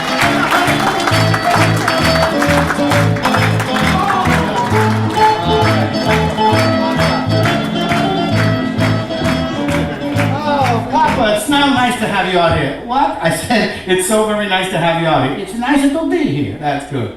At my age, hell, it's nice to be anywhere. Yeah, that's good. Now, you know where we are? No, you don't know where we are. No, I was just sitting in that trunk all the day long. I've been sitting there for 8 hours and the whole trunk smells like another mule, so get on board. All right.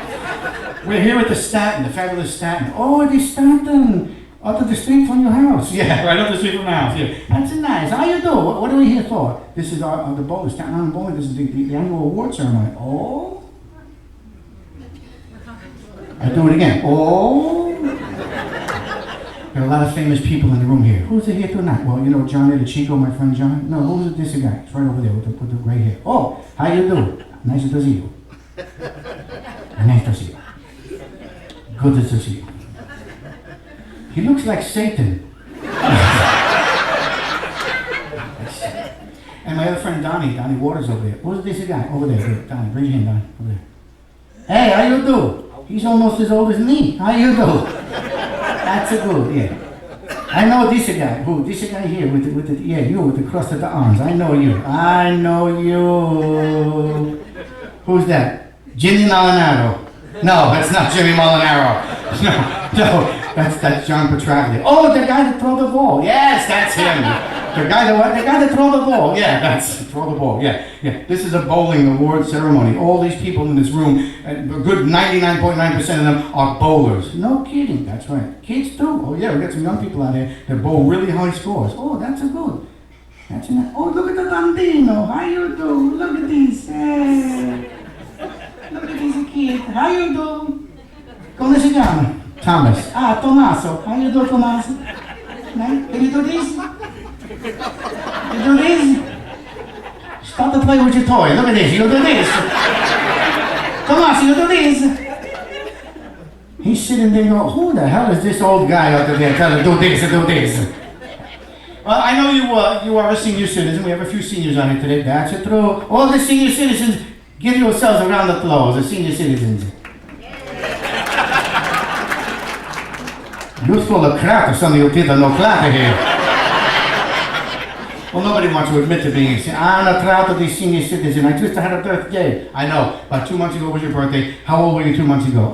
They don't care. Sure they do. Look at this younger guy over here. There's a younger lady over there. They said, look at the little old man. I wonder did he do titty in the diaper yet? Puppy, you're not wearing a diaper, are you? Depends. All right, come on, stop with that now. I was at your party at your house. How old did you just turn? I just turned 85 years old. Grazie, tutti grazie. Yeah. Now, some of us probably haven't reached that milestone yet. I certainly haven't. Well, why don't you tell the rest of us, what's the best thing about being 85 years old? Oh, that's easy. What is it? Waking up. That's no lie. Every morning I lay in the bed, right? I open up the eyes, right? I look down at my feet, right? And if there's no tag on my toe, I get out of bed. What happens if there's a tag on your toe? Hello, St. Peter. Yeah. 85, you're still working at 85, right? I don't want to talk about that every single day, not in this area. I got to get up at 5 o'clock in the morning, pull out this and no, I don't want to go. I'm sorry, I didn't mean to upset you, Papa. What is it that you do? Where? At work. I got a job. I know you got a job. We've been there, okay? Well, what's your job? What's your vocation? Like, what? Your vocation. 2 weeks in August. What the hell do you care? No, still not a day, Steve. You know that? No. That's vacation. I'm up on vocation. V-O. No, but I take a gin and tonic and do that one over there. When you go to work every day, what is it that you do? I got a bigger shot at job. Big shot. Oh yeah. You know my job, right? It's mine. Yeah. I get 1,800 people on the top of job. 1,800 people. Yeah. That's an important job. I know. What are you, the plant manager, supervisor, foreman? No, I cut the grass in the damn cemetery. That's what I do. 1,800 just to get every day. I'll tell you one thing, folks, though. It's a good way to look up old friends. I guess it would be. Hey, Carmine, how you do? Listen, it's me, Papa. I still got the $10 I owe you from the Dutchy game. Why don't you dig yourself out of the ground and you come and collect, okay, Carmine? You don't get nothing today. You know why? Because you're still dead. I'm morto. Tuna.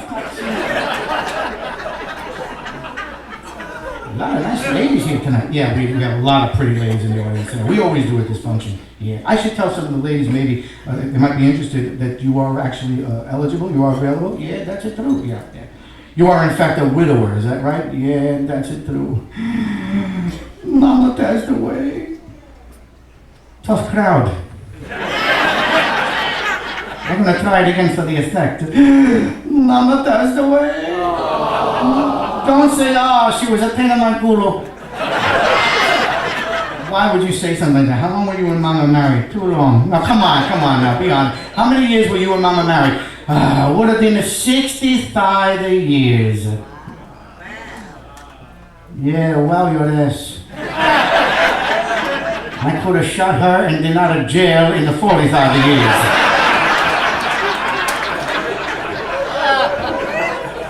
I never go to high school, but I tell you one thing, I take a 45 over 65 any day of the week. So how long has Mama been gone now? 10 years. 10 years, yeah, that's a long time, Papa. Have you gone on any dates with any eligible ladies in those last 10 years? Well, now that you mention, yes, and my son put me on that, what do you call it, the computer dating. Computer dating, yeah. You, computer dating? Yeah. What's so funny? I find, well, how did it go? Oh. What does that mean? That mean, oh. One time I went out with this girl. Yeah. She was a 45 years old. 45 years old? Yeah. And you're 85. Yeah, Papa, what? You're a dirty old man. I know dirty old man. I'm sexy senior citizen. Any ladies out there want to sugar daddy? I got a diabetes. How did it go with this 45-year-old girl? Oh, this girl want to make love to Papa all the time. Really? Oh, want to make love to me all of the time. Not on me. Sometimes twice a year. Oh, God. Twice a year? That's a lot of wear and tear on your cuyunas. You look like a steamed clams. You know what I say? No, I don't. She tried to do that twerking thing and knock me off of the bed. Okay. Twerking? Yeah, you know when you stick it through. I know what it is. You stick your tongue on everything. Yeah, I know. I've seen the video. Yeah. How do you keep up with a girl like that? One word. What? I think I heard it. What? I think I heard it. Viagra. That's what I say. Viagra, tomato. You know, the blue pill. How many guys out here taking the blue pill? Come on. Are you taking it? What, me? Yeah. No, I don't take it. Why? I don't need it. Yeah, wait. Ask Chico.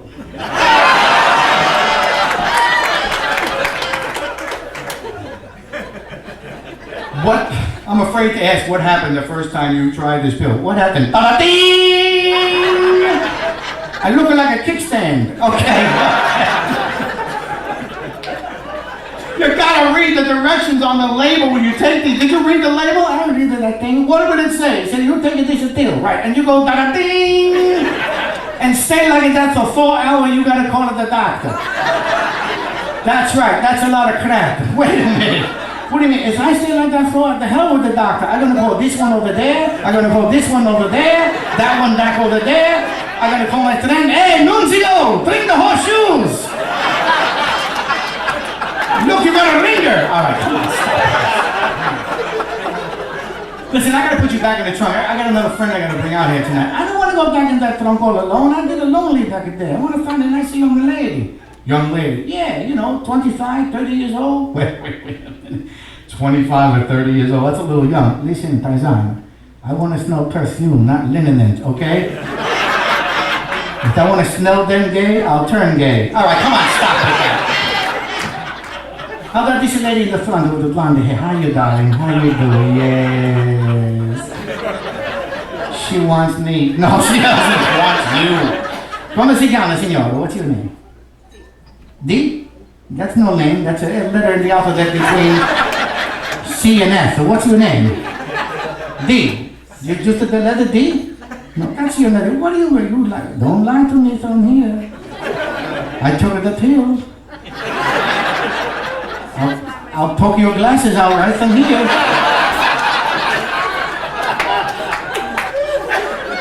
Her name is D, okay? D, oh, nice to see you. Are you Italian? 100%. That's my kind of girl, yeah. What you are? Siciliano, Napolitano, Barese, Calabrese, what you are? Napoli, that's my girl! Are you married? No, that's my girl! After the show, me and you, D, okay? You go Atlantic City with Johnny, I go to Atlantic City with D. D, you like older men, yes? No? I'm gonna fix that too. She's a little young for you, that's okay. How old are you? Whoa, whoa, whoa, don't answer that, D. Papa, what? Listen, I know you haven't been in the dating game a long time, okay? But it's not considered polite to ask a lady her age these days. No? No, not polite. Oh, I'm sorry, D, I didn't know that. I'm sorry. How much you weigh? Come on with that! Donnie, am I keeping you awake, Donnie? You look like you're so asleep over there. You okay, Donnie? Because I know if you get back to Clove Lakes Nursing Home too late, they missed the death check. You get really excited. He's like it. You don't know. He's just sitting like this.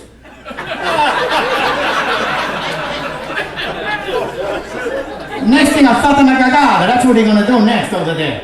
Okay, today I want to do something nice for you. Oh, that's very nice of you, Papa. What would you like to do? I want to sing you a love song. Can I do that, D?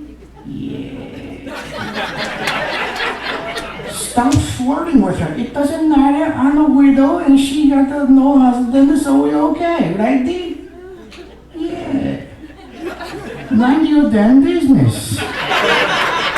Why don't you go in the kitchen and see what other color they got to make a jacket for you tonight, okay?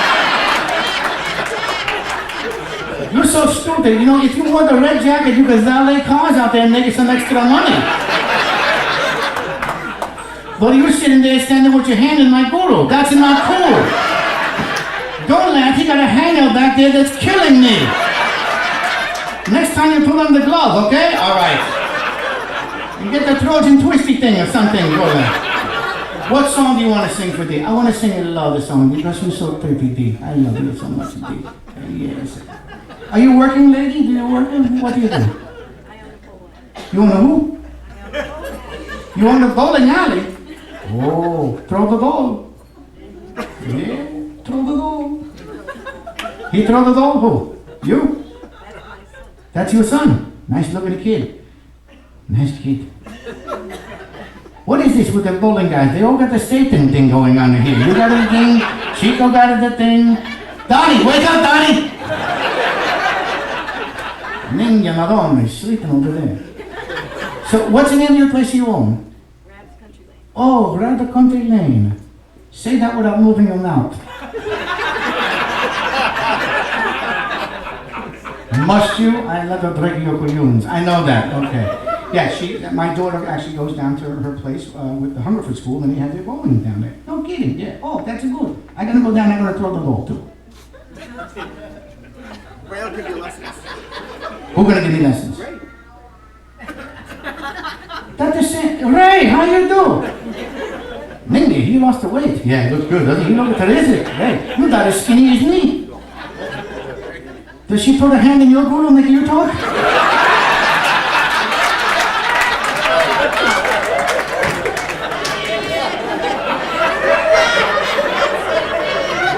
Hey, Chico, you got an award for that? I want to see that, yeah. Alright, what song are you going to sing to our friend D over here from Rab? I want to sing a love song to you. Wasn't it a famous like Elvis or Presley? Oh, that's great, Papa. Good choice. Everybody loves Elvis. What would you like to sing first tonight? A little, maybe a little Jailhouse Rock, huh? What? Listen, wise guy. The only one gonna go to jail tonight is you because you got your hand back in the old nanakulu back there. We're not supposed to be. What song do you want to sing? This was in the Elvis movie. Good. Elvis made a ton of movies. What movie? Oh, it was called the G.I. Blues. Oh, that's the one who was in the army. Good. He was a smart guy. Yeah, yeah. And in this movie, he sings this song to little Tutte like me. So I'm gonna sing it to you from Tutte to D right now. You like? Yes. Well, we got a lot of other ladies here tonight, Papa, and it's a very lovely song. Why don't you sing it for all the ladies, make them all feel special? Can I do it? I think they like that. Okay, I'm gonna do it. D, just for you, because I love you, D. You're so pretty, lady. Yes. Just so you know one thing, D, I got everything you could ever want in a man. Everything you could ever want in a man, I got it. Is that a fact? Yeah. And if I ain't got it, I can nail it on. Sing your song. Go ahead. Now you see, I love you. Please no break my heart in two. Cause that's no nice to do. And I don't have a wooden heart. And if you say goodbye, you know I'm gonna cry. Or maybe I would die, cause I don't have a wooden heart. Put your hands together, here we go. And there's no string upon this love of mine. It was always you from the starting that I got. Treat me nice, treat me good, treat me like you really should. Watch it, I know make of wood, and I don't have a wooden heart for you. And that's Papa, ladies and gentlemen. Give it up for Papa one time.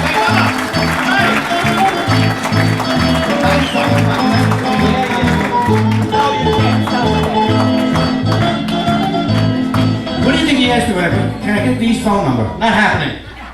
Go to the alley and have a nice round of applause for Papa one more time. And his new flame. Now, before I leave you wonderful people, again this year, and again, it's been my pleasure more than yours, believe me when I say that. We do have a DVD for sale. If you haven't gotten this before, see if you can pick one of these up, because there's a lot of stuff on here you didn't get to see tonight. It's called Pete Michaels Live in Concert. This was done very live in front of an audience, about 800 people in New Jersey, beginning of the year, and there's a lot of other characters on here you didn't get to see tonight. So if you'd like an autographed copy, please see me after the show. I'll be over here, and we'll be happy to take care of that. And please buy one, because I need toll money to get off the island.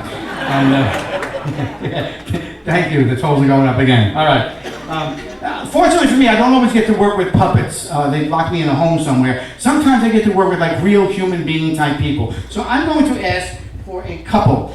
Could be a married couple, could be a single couple. I need a man and a woman, or one of our young friends, our young bowlers up, to come up here and help me with this. And I'm going to play a little bit of music. And if you'd like to volunteer, please come up. If you don't volunteer, I'll come and pick you out. So here we go. That's not the one I wanted. Let's keep moving here. That's not the one I wanted. We gotta move on with the show here. That's the wrong piece. Who? Who's gonna come up? Jennifer and Sal. Oh, wait a minute. Okay.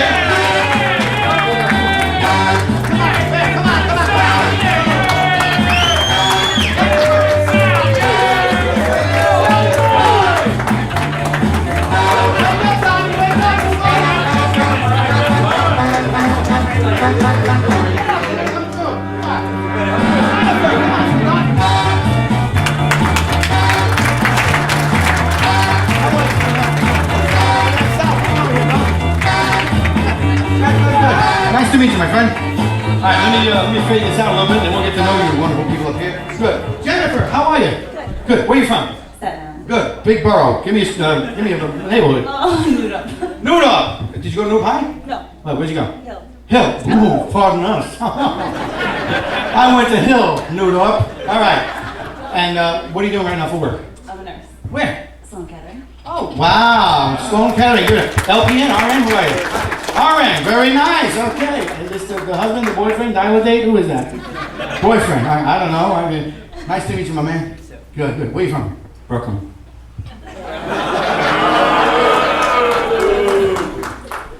So, You gotta understand something. It's too late to tear the bridge down. We gotta accept things for what they are. Where are you working presently? Freelance engineer, music. Very good. Talk to my son after the show. He's a big music guy. Yeah, plays like 8,000 instruments and does computer stuff and everything. So, what's your forte? I also DJ on the side. Oh, on the island? Brooklyn City. Nobody works here on Staten Island. All right, we're gonna have some fun with you guys anyway. And how long have you been going with her? She's very pretty, by the way. How long have you been going with her? 2 years. 2 years. Yeah.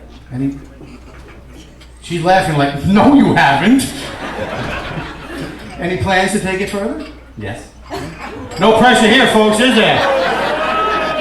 Really? 2 years. On video. What? I just captured that on video. Is he related to somebody? Yours? Hers. Let me see the hand. Hold on. There's nothing on there. There's nothing. Are you leasing with the option to buy? We're gonna have some fun with you guys, and the wonderful thing is you don't have to do anything but stand here and look good. You got it going on and the Gap had a sale. I don't know. Hey, this came from the kitchen. Don't feel bad.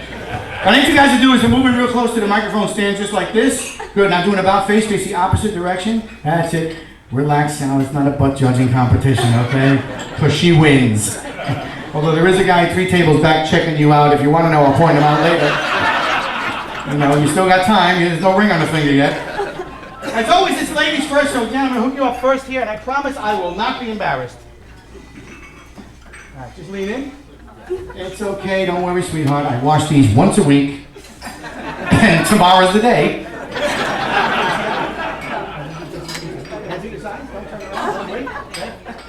I got the macho, don't laugh, I got the macho manly one for you. All right, bend down here, Redwood, I ain't that tall. All right, bend down. Stand a little bit. Now, what's great about him, he's got the perfect hair for this particular thing. I did this in Atlantic City with an elderly guy about Donnie's age. And when I took the thing off him, the hair came with it. We're okay. Donnie, I love you, you know that. All right, so everybody just take one step forward towards me. This way everybody on the side can see you in the cheap seats. Good. Ladies and gentlemen, boys and girls, we're going to turn back the hands of time to the year 1972. We're going to reunite the most famous husband and wife musical comedy team that ever graced the stage. You guys, when you hear your music, just turn around, look straight ahead at the audience. Don't look at each other because the people on the side won't be able to see you. Are you ready for the big reunion? Let me hear you say yeah. Yeah. All right, for the first time ever, let's get him out here. Turn around, let him see you. Here we go. They say you're short and I don't know. Wonder if you're ever gonna grow. Well, I don't know if all that's true. Look that way. You had me and everyone's had you. Babe, I had you, babe. Papa had you, babe. They say your talent won't pay the rent before it turns. Your money's all been spent. Well, I guess that's so. We don't have no pot, but at least I'm sure of all the other drugs we got. Hey! I had you, babe. That's why I left you, babe. I've got flowers. Everybody say, aww. In the spring. A little louder now. Aww. And I taught Cher. Last one. Aww. How to sing. All right, Cher, work it, baby. When I was sad, you were the man. Work the arms, guys. When I needed a man, you were never around. Don't let them say your nose is too long. Watch it. I don't care. With you, I can't do wrong. Well, just put your skinny butt next to mine. You got no hills or mountains I can climb. Your flex just in which way? Everybody sing along. Put your hands together now. I got you, babe. Yeah, come on, help them out. I got you, babe. Give my friends a big round of applause. Sonny Bono! Take him out, Sonny! That's a very sexy Cher!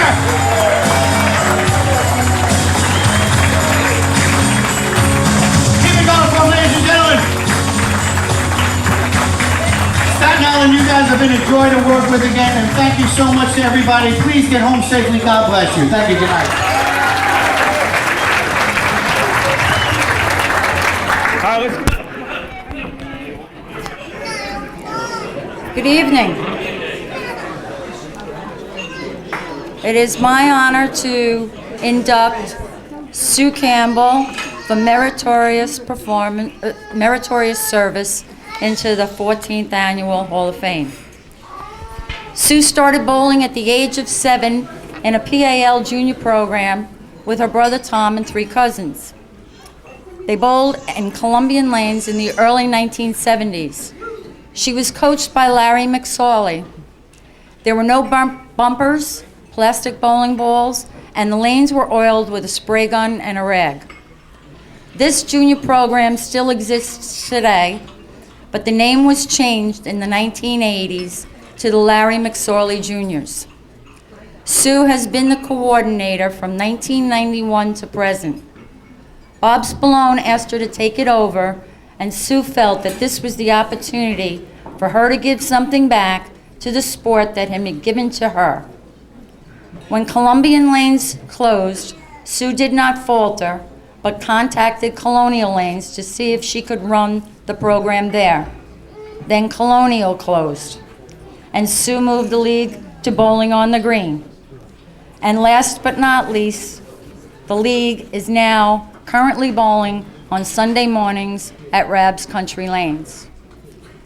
She recalls to me that she had to do the stats by hand until the computer programs came out when the league was at Colonial.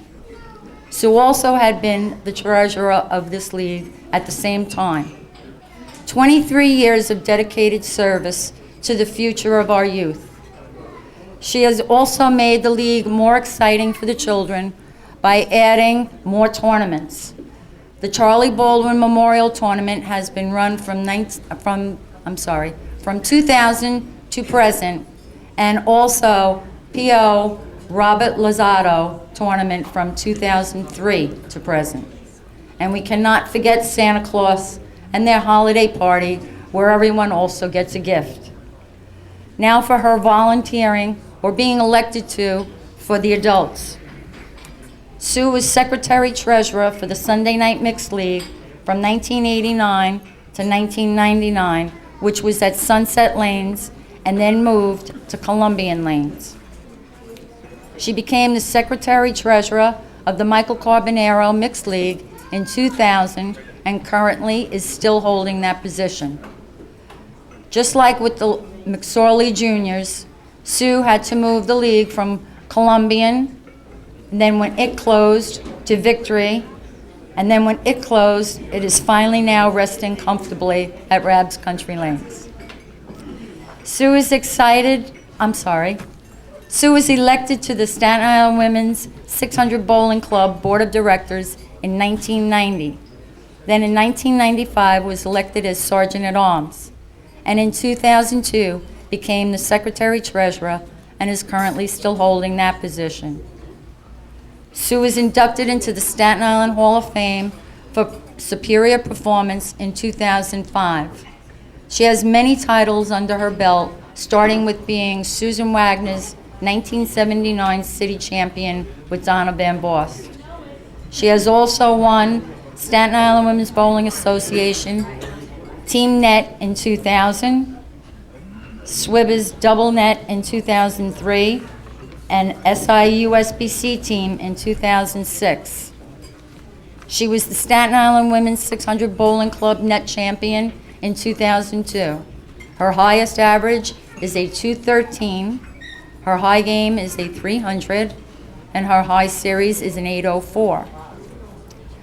We will continue to hear a lot of more accomplishments from Sue on the lanes, but we will also see her continue her dedication to the youth in the form of junior programs and to the adults by running leagues as an officer and to the local association and clubs. It is my pleasure to induct Susan Campbell into the 2013 Hall of Fame.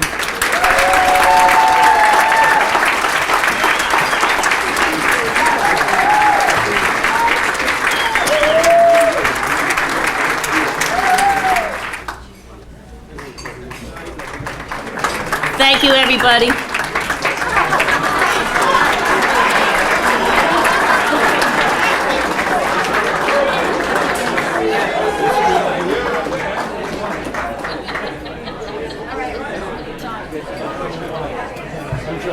No. It is my pleasure now to introduce John Barinello for our next inductee.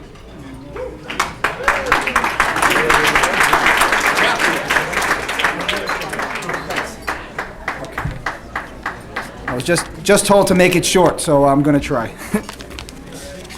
All right. Hi, I'm John Barinello, and I'm the proud grandson of tonight's Benny McNevich Award winner, Vin Trisselli. The last time I was at this podium, I was inducting my father, Red Barinello, into the Hall of Fame, and I ask that you please don't hold that against me. Tonight I have the honor and privilege of introducing and shedding some light on a man who, throughout his storied career on the lanes and the golf course, has spoken through actions, not words.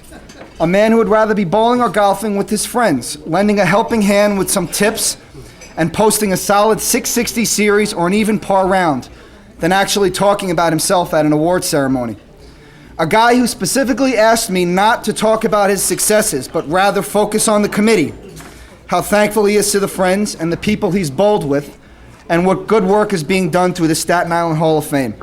And that's exactly why Vinny deserves this award. He doesn't want or need or praise accolades. He doesn't need the headlines. He doesn't necessarily care about beating the other guy. And when he does win, it's real class. It's humility and respect for the game. It's quietly striking out in the 10th to nip your opponent. It's the definition of an honest and professional sportsman.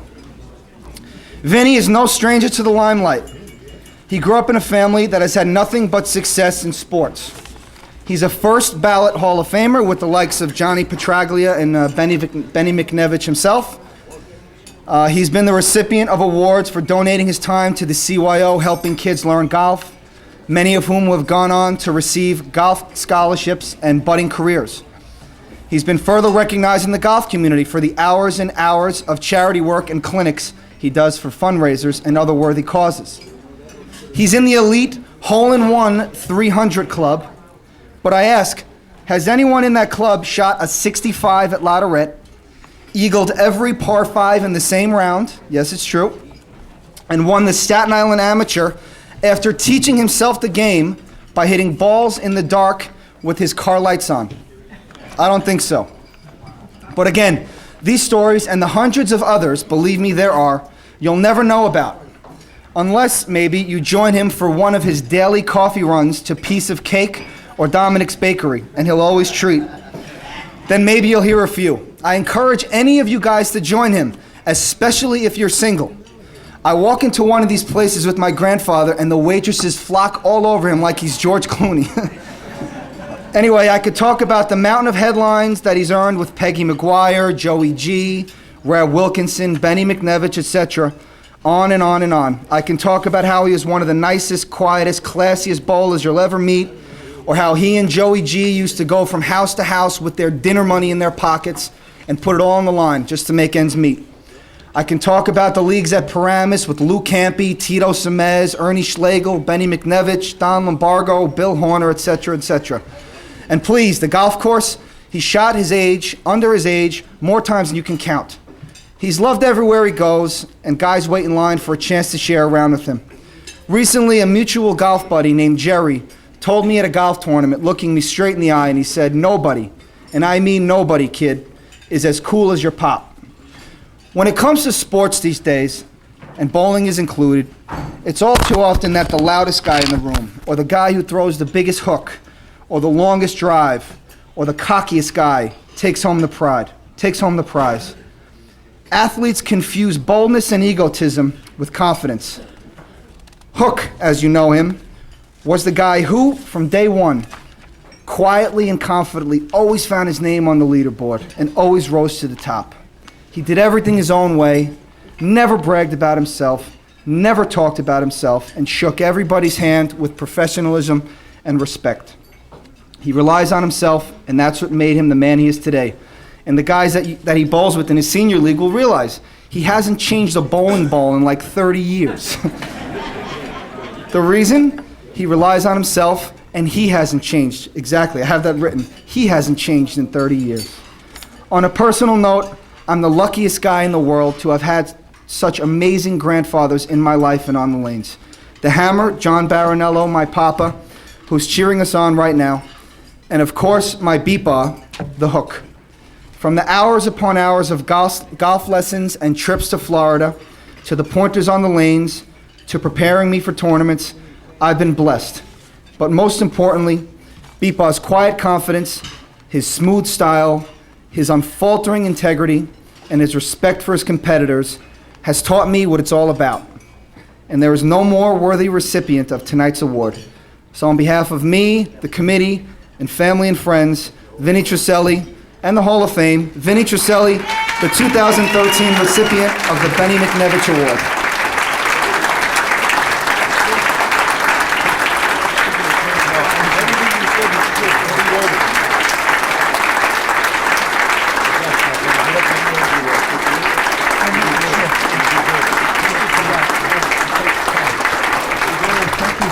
Congratulations, Vinny. Yeah, and he did great. We're going to do the business, right? Yeah. Thank you very much. I'm a lucky guy. Have a great son like that. John Baronello, a lawyer. Anybody needs a good lawyer, he's the guy you want to get, right? Anyway, this ceremony here really is about, I think, Benny McNevich. This award means a lot to me. I knew Benny over the years. I bowled in many leagues with him. He was a gentleman. He was a real family man, and he helped a lot of guys out. A tip here and there. He always had a straight ball that hit the pocket constantly. Always wound up on the top of the list. High average. He bowled in Paramus. He bowled in a lot of big houses all over the country, I believe. And I believe he's in a couple of other honorees, besides the Staten Island Hall of Fame. He might be in the Bergen County Hall of Fame, which is what I heard before. And I believe that it's been a pleasure to bowl with him many years, and a pleasure to have all these friends here in Staten Island that know him, and especially the Rad Wilkinson family, Donnie, Chico. These guys put a lot into the dinner tonight. They do a lot of legwork. They get good entertainment for us every night, Peter. And Dee, I know Dee a long time, and I know she puts a lot of work into running a good establishment there. We're lucky to have Rav's bowling establishment over the years. I know Jimmy Epicopio with the bowling proprietors, and he does a nice job with getting all the scores down every week. My friends there in the senior league, they always root me on, even though I'm not bowling that great anymore, but they always help me out, and we have a lot of fun doing it, right? The senior league on Staten Island is a great thing. You get to be my age, 69 years old, come out there and bowl with the seniors, right?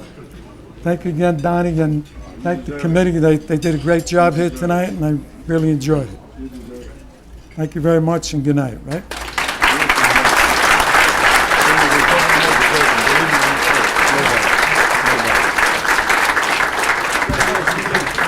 Okay, I just want to say there's nobody more deserving for this award than Vinny Truselli. He should have been in here 15 years ago. So congratulations, Vinny. I'm going to turn it over to Chico now.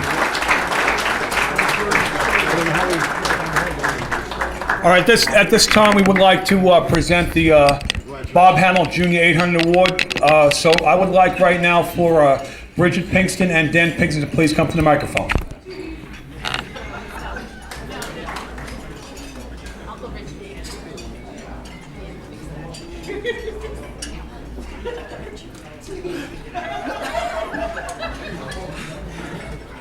I don't know what's going on over there. You can make all the announcements. So this kind of all came together a little last minute for us. So this is my Uncle Bob's Uncle Richie, and we're just going to say a couple words. I just wanted to tell a story. I never really built the relationship with bowling that my uncle did, but I always kind of thought it was cool when I was younger that he was such a good bowler.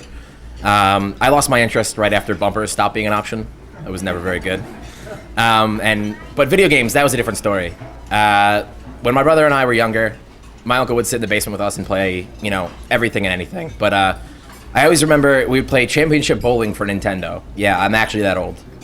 While my uncle had the edge in real life, we always had the edge in video games. My brother and I grew up with video games in the house. And the crowning achievement, because the competition was always so stiff and exciting, was getting 3 strikes in a row. As you know, it's a turkey. Because as silly as it is, the video game always had an animation where a turkey would walk across the lanes. And being 4 years old or whatever I was, that was the most exciting part of the game. So I just always remember being real intense about that competition of trying to get that 3rd strike. Spending hours in the basement just, committing our time and to the nonsense of it, but just really appreciating seeing that turkey animation. This award means a lot to my family, and I know it would have meant a lot to my uncle, and would be very proud of everyone that wins this award. So. Thank you.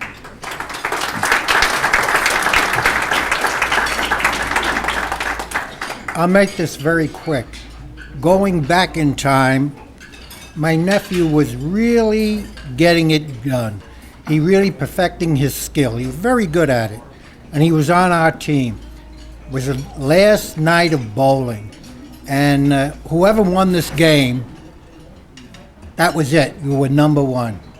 Bob had strung 5 in a row. It was the 10th frame. Very confident. He picked up the ball, set himself, threw the ball right in the gutter. However, he picked up the ball. He didn't kick anything, didn't yell, scream. Nobody said anything. Picked up the ball, calmly set himself again, threw again, and got a strike. We won that game by 1 pin. True story, not made up. Thank you very much.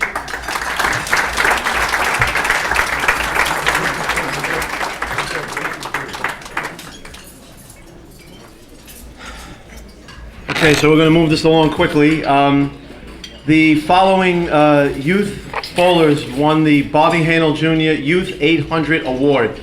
They are Carolyn Bono, please come on up. Her brother Kevin Bono, they kept this one in the family. Brandon Katrupi, come on up, Brandon. Mr. Michael Martell, and Jonathan Patrizzi. Robert DeSimone also won this award, but he's not here tonight. Thank you. Ladies and gentlemen, just to let you know that these beautiful awards tonight, right now, the 800 awards were donated by Country Pro Shop, Ray and Naz Larson. Thank you.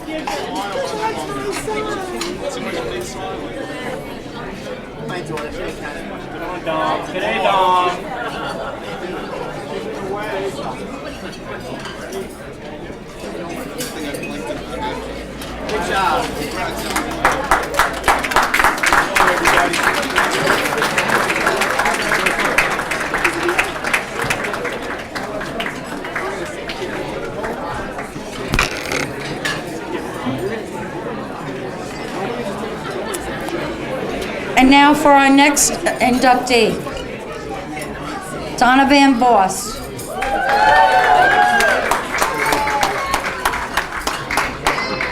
How fitting is it that Donna Van Vost and Sue Campbell are being inducted today together in the Staten Island Hall of Fame the meritorious service. When you speak of sidekicks, friends, and the ability to work side by side, where each can pick up the slack for the other, this is the duo. As I speak of Donna and all that she has dedicated herself in the sport of bowling, you will note that it will appear that I am repeating myself.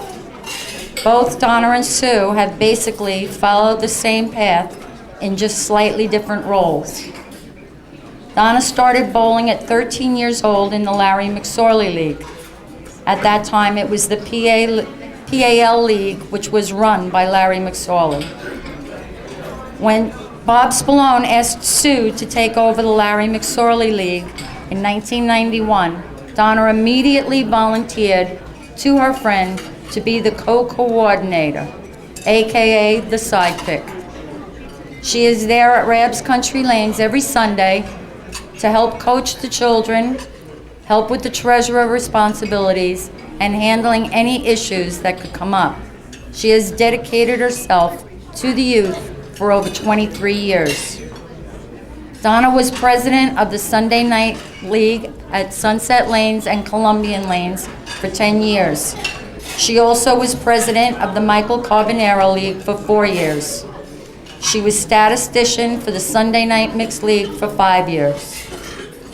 Donna was elected to the board of directors of the Staten Island Women's 600 Bowling Club in 1996, helping to run the tournaments, check scores, run raffles, and basically do anything that is asked of her. She is currently still in this position. She giggled for a second and said to me that she also did some volunteering for the Staten Island Women's Bowling Association by keeping score by hand back in the late 70s and early 80s. That was a huge chore by itself, just trying to juggle those large metal boards. Donna was inducted into the Staten Island Women's Bowling Association Hall of Fame for superior performance in 2001, and she was inducted into this Hall of Fame for superior performance in 2008. Some of the other titles that she holds are the Staten Island Women's Bowling Association All Events winner for both net and gross in 1991, All Events gross champ in 2000, doubles net with Fran Pedriera in the 80s, and then again doubles net champ in 2003 with Sue Campbell. She was team net and gross champ in 1991, team net in 2000, and then again team net in 2006. She was the 600 Club net winner in 1999 and 2000, and also the gross winner in 2012. And I need to add that her very first title was becoming the 1979 city champion for Susan Wagner High School with Sue Campbell. Donna has a high game of 290, a high series of 715, and a high average of 196. Her volunteering also extends outside of bowling. She's on the board of directors of the Moose Lodge, where she has held office for 6 years, is the past senior regent, runs all of the children's parties, fundraisers, bartends, cooks, and attends the Moose conventions as the local representative. We will continue to see Donna at the center, working with the children, and continue leading the adults with her knowledge of the sport for many years to come. I am proud to induct Donna Van Boss into the 2013 Hall of Fame.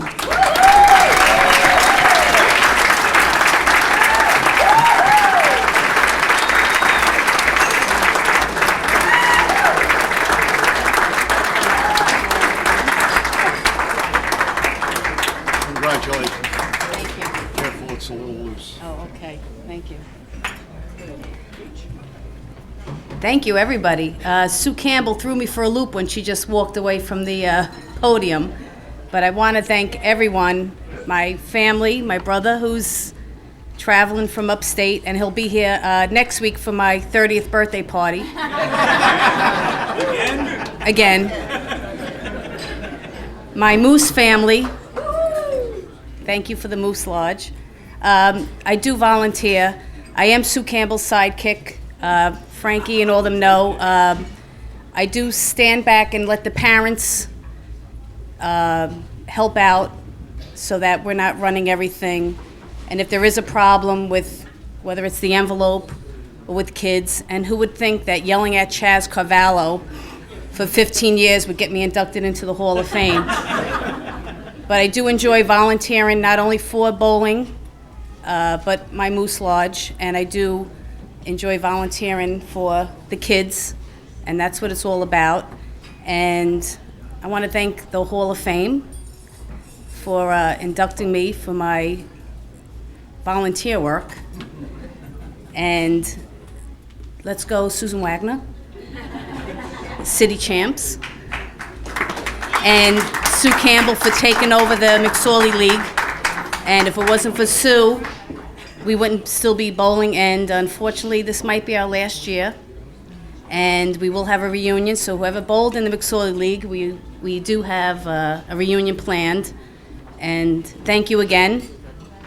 And thanks Sue Campbell for asking me to help out. And she deserves a big round of applause. Thank you.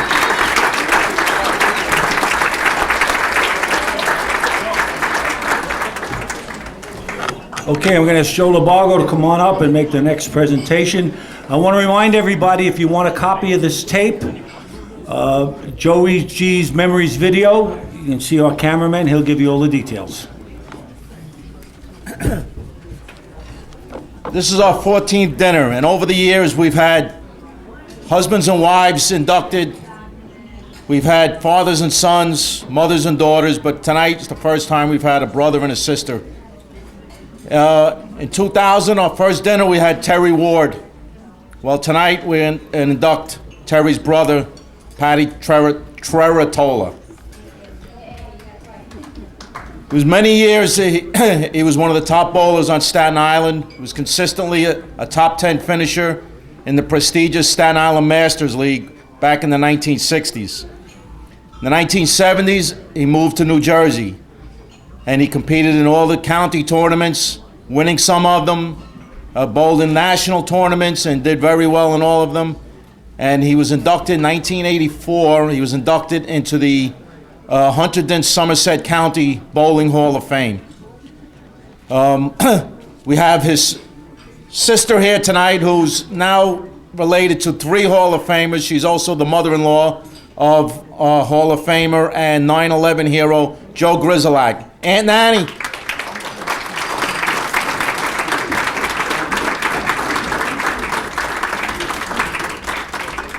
And the Staten Island Bowling Hall of Fame would like to congratulate and induct Patty Treratola into the Hall of Fame in 2013.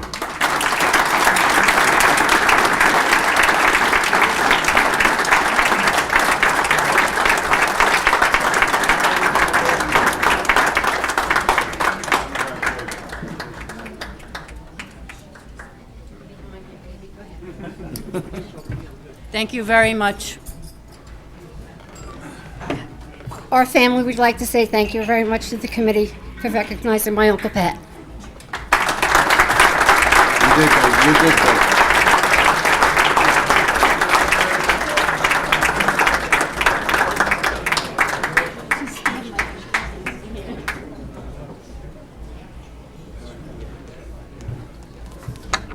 Last but not least. Okay. Betty Galena is being inducted today, winning the Gloria Simonson Lifetime Achievement Award. Betty was to be inducted last year for the Gloria Simonson Lifetime Achievement Award, but when we had to postpone the induction dinner until January because of Hurricane Sandy, Betty could not attend. You see, she is a snowbird, and she heads to Florida as soon as the cold weather sets in. Betty was our candidate. She belonged next with the ladies of long service and dedication to the sport of bowling. Such greats as Ruth Doctor, Helen Dillon, Peggy Garbarino, Peggy Cherrick, Naz Lawson, just to name a few. When Betty moved to Staten Island from Bay Ridge in February of 1963, the first thing she did was find a bowling center to continue her passion of bowling. Who did she end up getting hooked up with? But Ruth Doctor. That was the end of Betty. Just wanting to bowl. Ha! Right then and there, Ruthie started Betty's involvement with the Staten Island Women's Bowling Association, getting her to go to meetings and volunteer for committees as a general member. She kept score for tournaments, and eventually she was eligible to run for the board of directors. She was elected a director in 1966. It was not long thereafter that her importance to the board was being recognized, and she was appointed as assistant secretary to Lou Vigliotti for 6 years and to Doris Corcamellos for 2 years. Her experience in shorthand made her an asset for recording the minutes for all of the board and annual meetings, amongst other duties. While on the board, as a director, Betty either chaired or was a member of all of its committees, which included nominating, legislative, policy and procedure, audit, tournament, rules, budget and finance, and many others too numerous to mention. Betty was elected president in the 1986-87 season and served 3 two-year terms until 1992. She gave up her time endlessly away from her husband and 5 children during her years on the board to attend somewhere around 22 to 25 state bowling conventions, as well as attending 10 to 12 national conventions. Betty received the Frank Bauer Award for her dedication and service to the sport of bowling in 1992 and was inducted into the Staten Island Women's Bowling Association Hall of Fame for meritorious service in 1996. Then in 2001, she was inducted into the Staten Island Bowling Research Historians Hall of Fame, which is now named Staten Island Hall of Fame. Betty did not want to talk too much about her own personal bowling skills. She believed her average was in the 170s, which during the 1960s and 70s, that was good bowling for a lady. She knew that she had a 600 series because she belonged to the 600 club. I can tell her that I looked it up, and her first 600 was a 607 in 1978. But whatever she accomplished after that, she's going to keep that a secret. Betty has bowled with some of the greats, has served with some of the greats, and you know what? She is great. For her dedication and service for almost 40 years, I am proud to induct Betty into the 2013 Hall of Fame.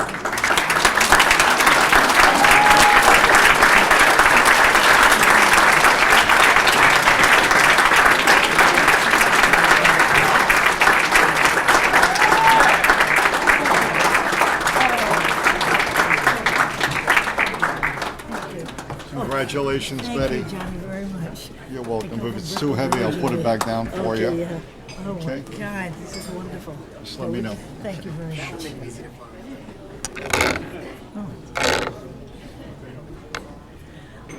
Thank you, ladies and gentlemen, very much. This is really an honor. Especially from Gloria Simonson, who I bowled with many years. And I'm not going to stay long, but this really belongs to all the women. And I go back to Ruthie Doctor, Eudice Wolf, Mary Top, Lil Mazzarella, and because in 1948, they petitioned the WIBC with Women's Bowling International Congress, could they pull away? We belong to the New York City. And we were overwhelmed. I mean, they didn't even know Staten Island was on the map. So, truthfully. And they agreed and let them form their own association. And these women worked hard. And it's because of them that we have all this. We have the life achievement. We have all the Hall of Fames, and it's just wonderful to be part of them. They worked hard, gave the proprietors a hell of a time, and started the tournaments on their own. We also, which I treasure, we went away on all our conventions at that time. My first one was in National in St. Louis, Missouri. We saw cities that I, as a housewife, never, with 5 kids and a husband, never thought I'd ever get to see in the rest of the country. But it was Vegas, Reno, Tucson, Arizona, Disneyland the first time. But I think the best one, and some of the girls will agree with me who came, we went to Bismarck, North Dakota. Bingo. But it was one of the greatest, and I won't forget it, and I have wonderful memories of all of them. I want to thank everybody, the proprietors. I want to thank the Wilkinson family. Of course, Rab was my favorite, but and the boys, and Dee. When I just had a grand time, but I have wonderful memories of all this, and I'll never forget it. And I wanted to congratulate the juniors, but I guess they all went home because they have to go to school tomorrow. Is that correct? Okay. Because I wanted to tell them to continue in this wonderful sport. Make friends, friendships you'll have forever, and memories you'll never forget. Thank you again very much.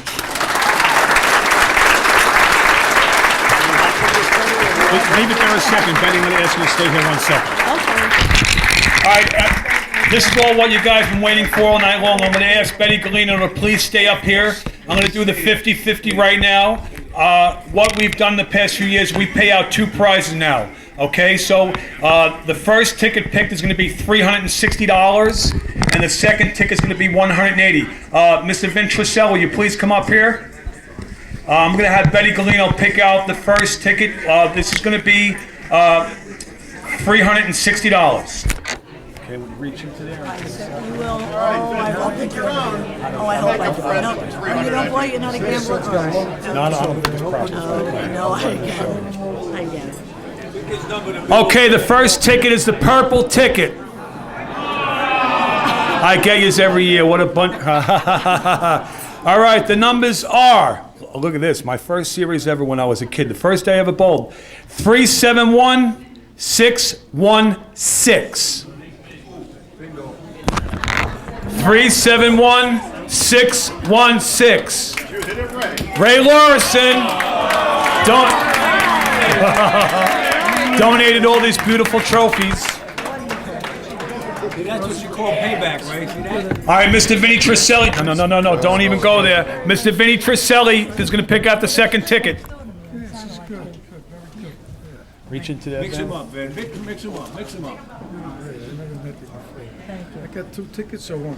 No, you should. Oh, you got to put it back and take something else. They missed one. That was 2 tickets. Okay, the next ticket's a purple ticket again. 371-509 for $180. 371-509.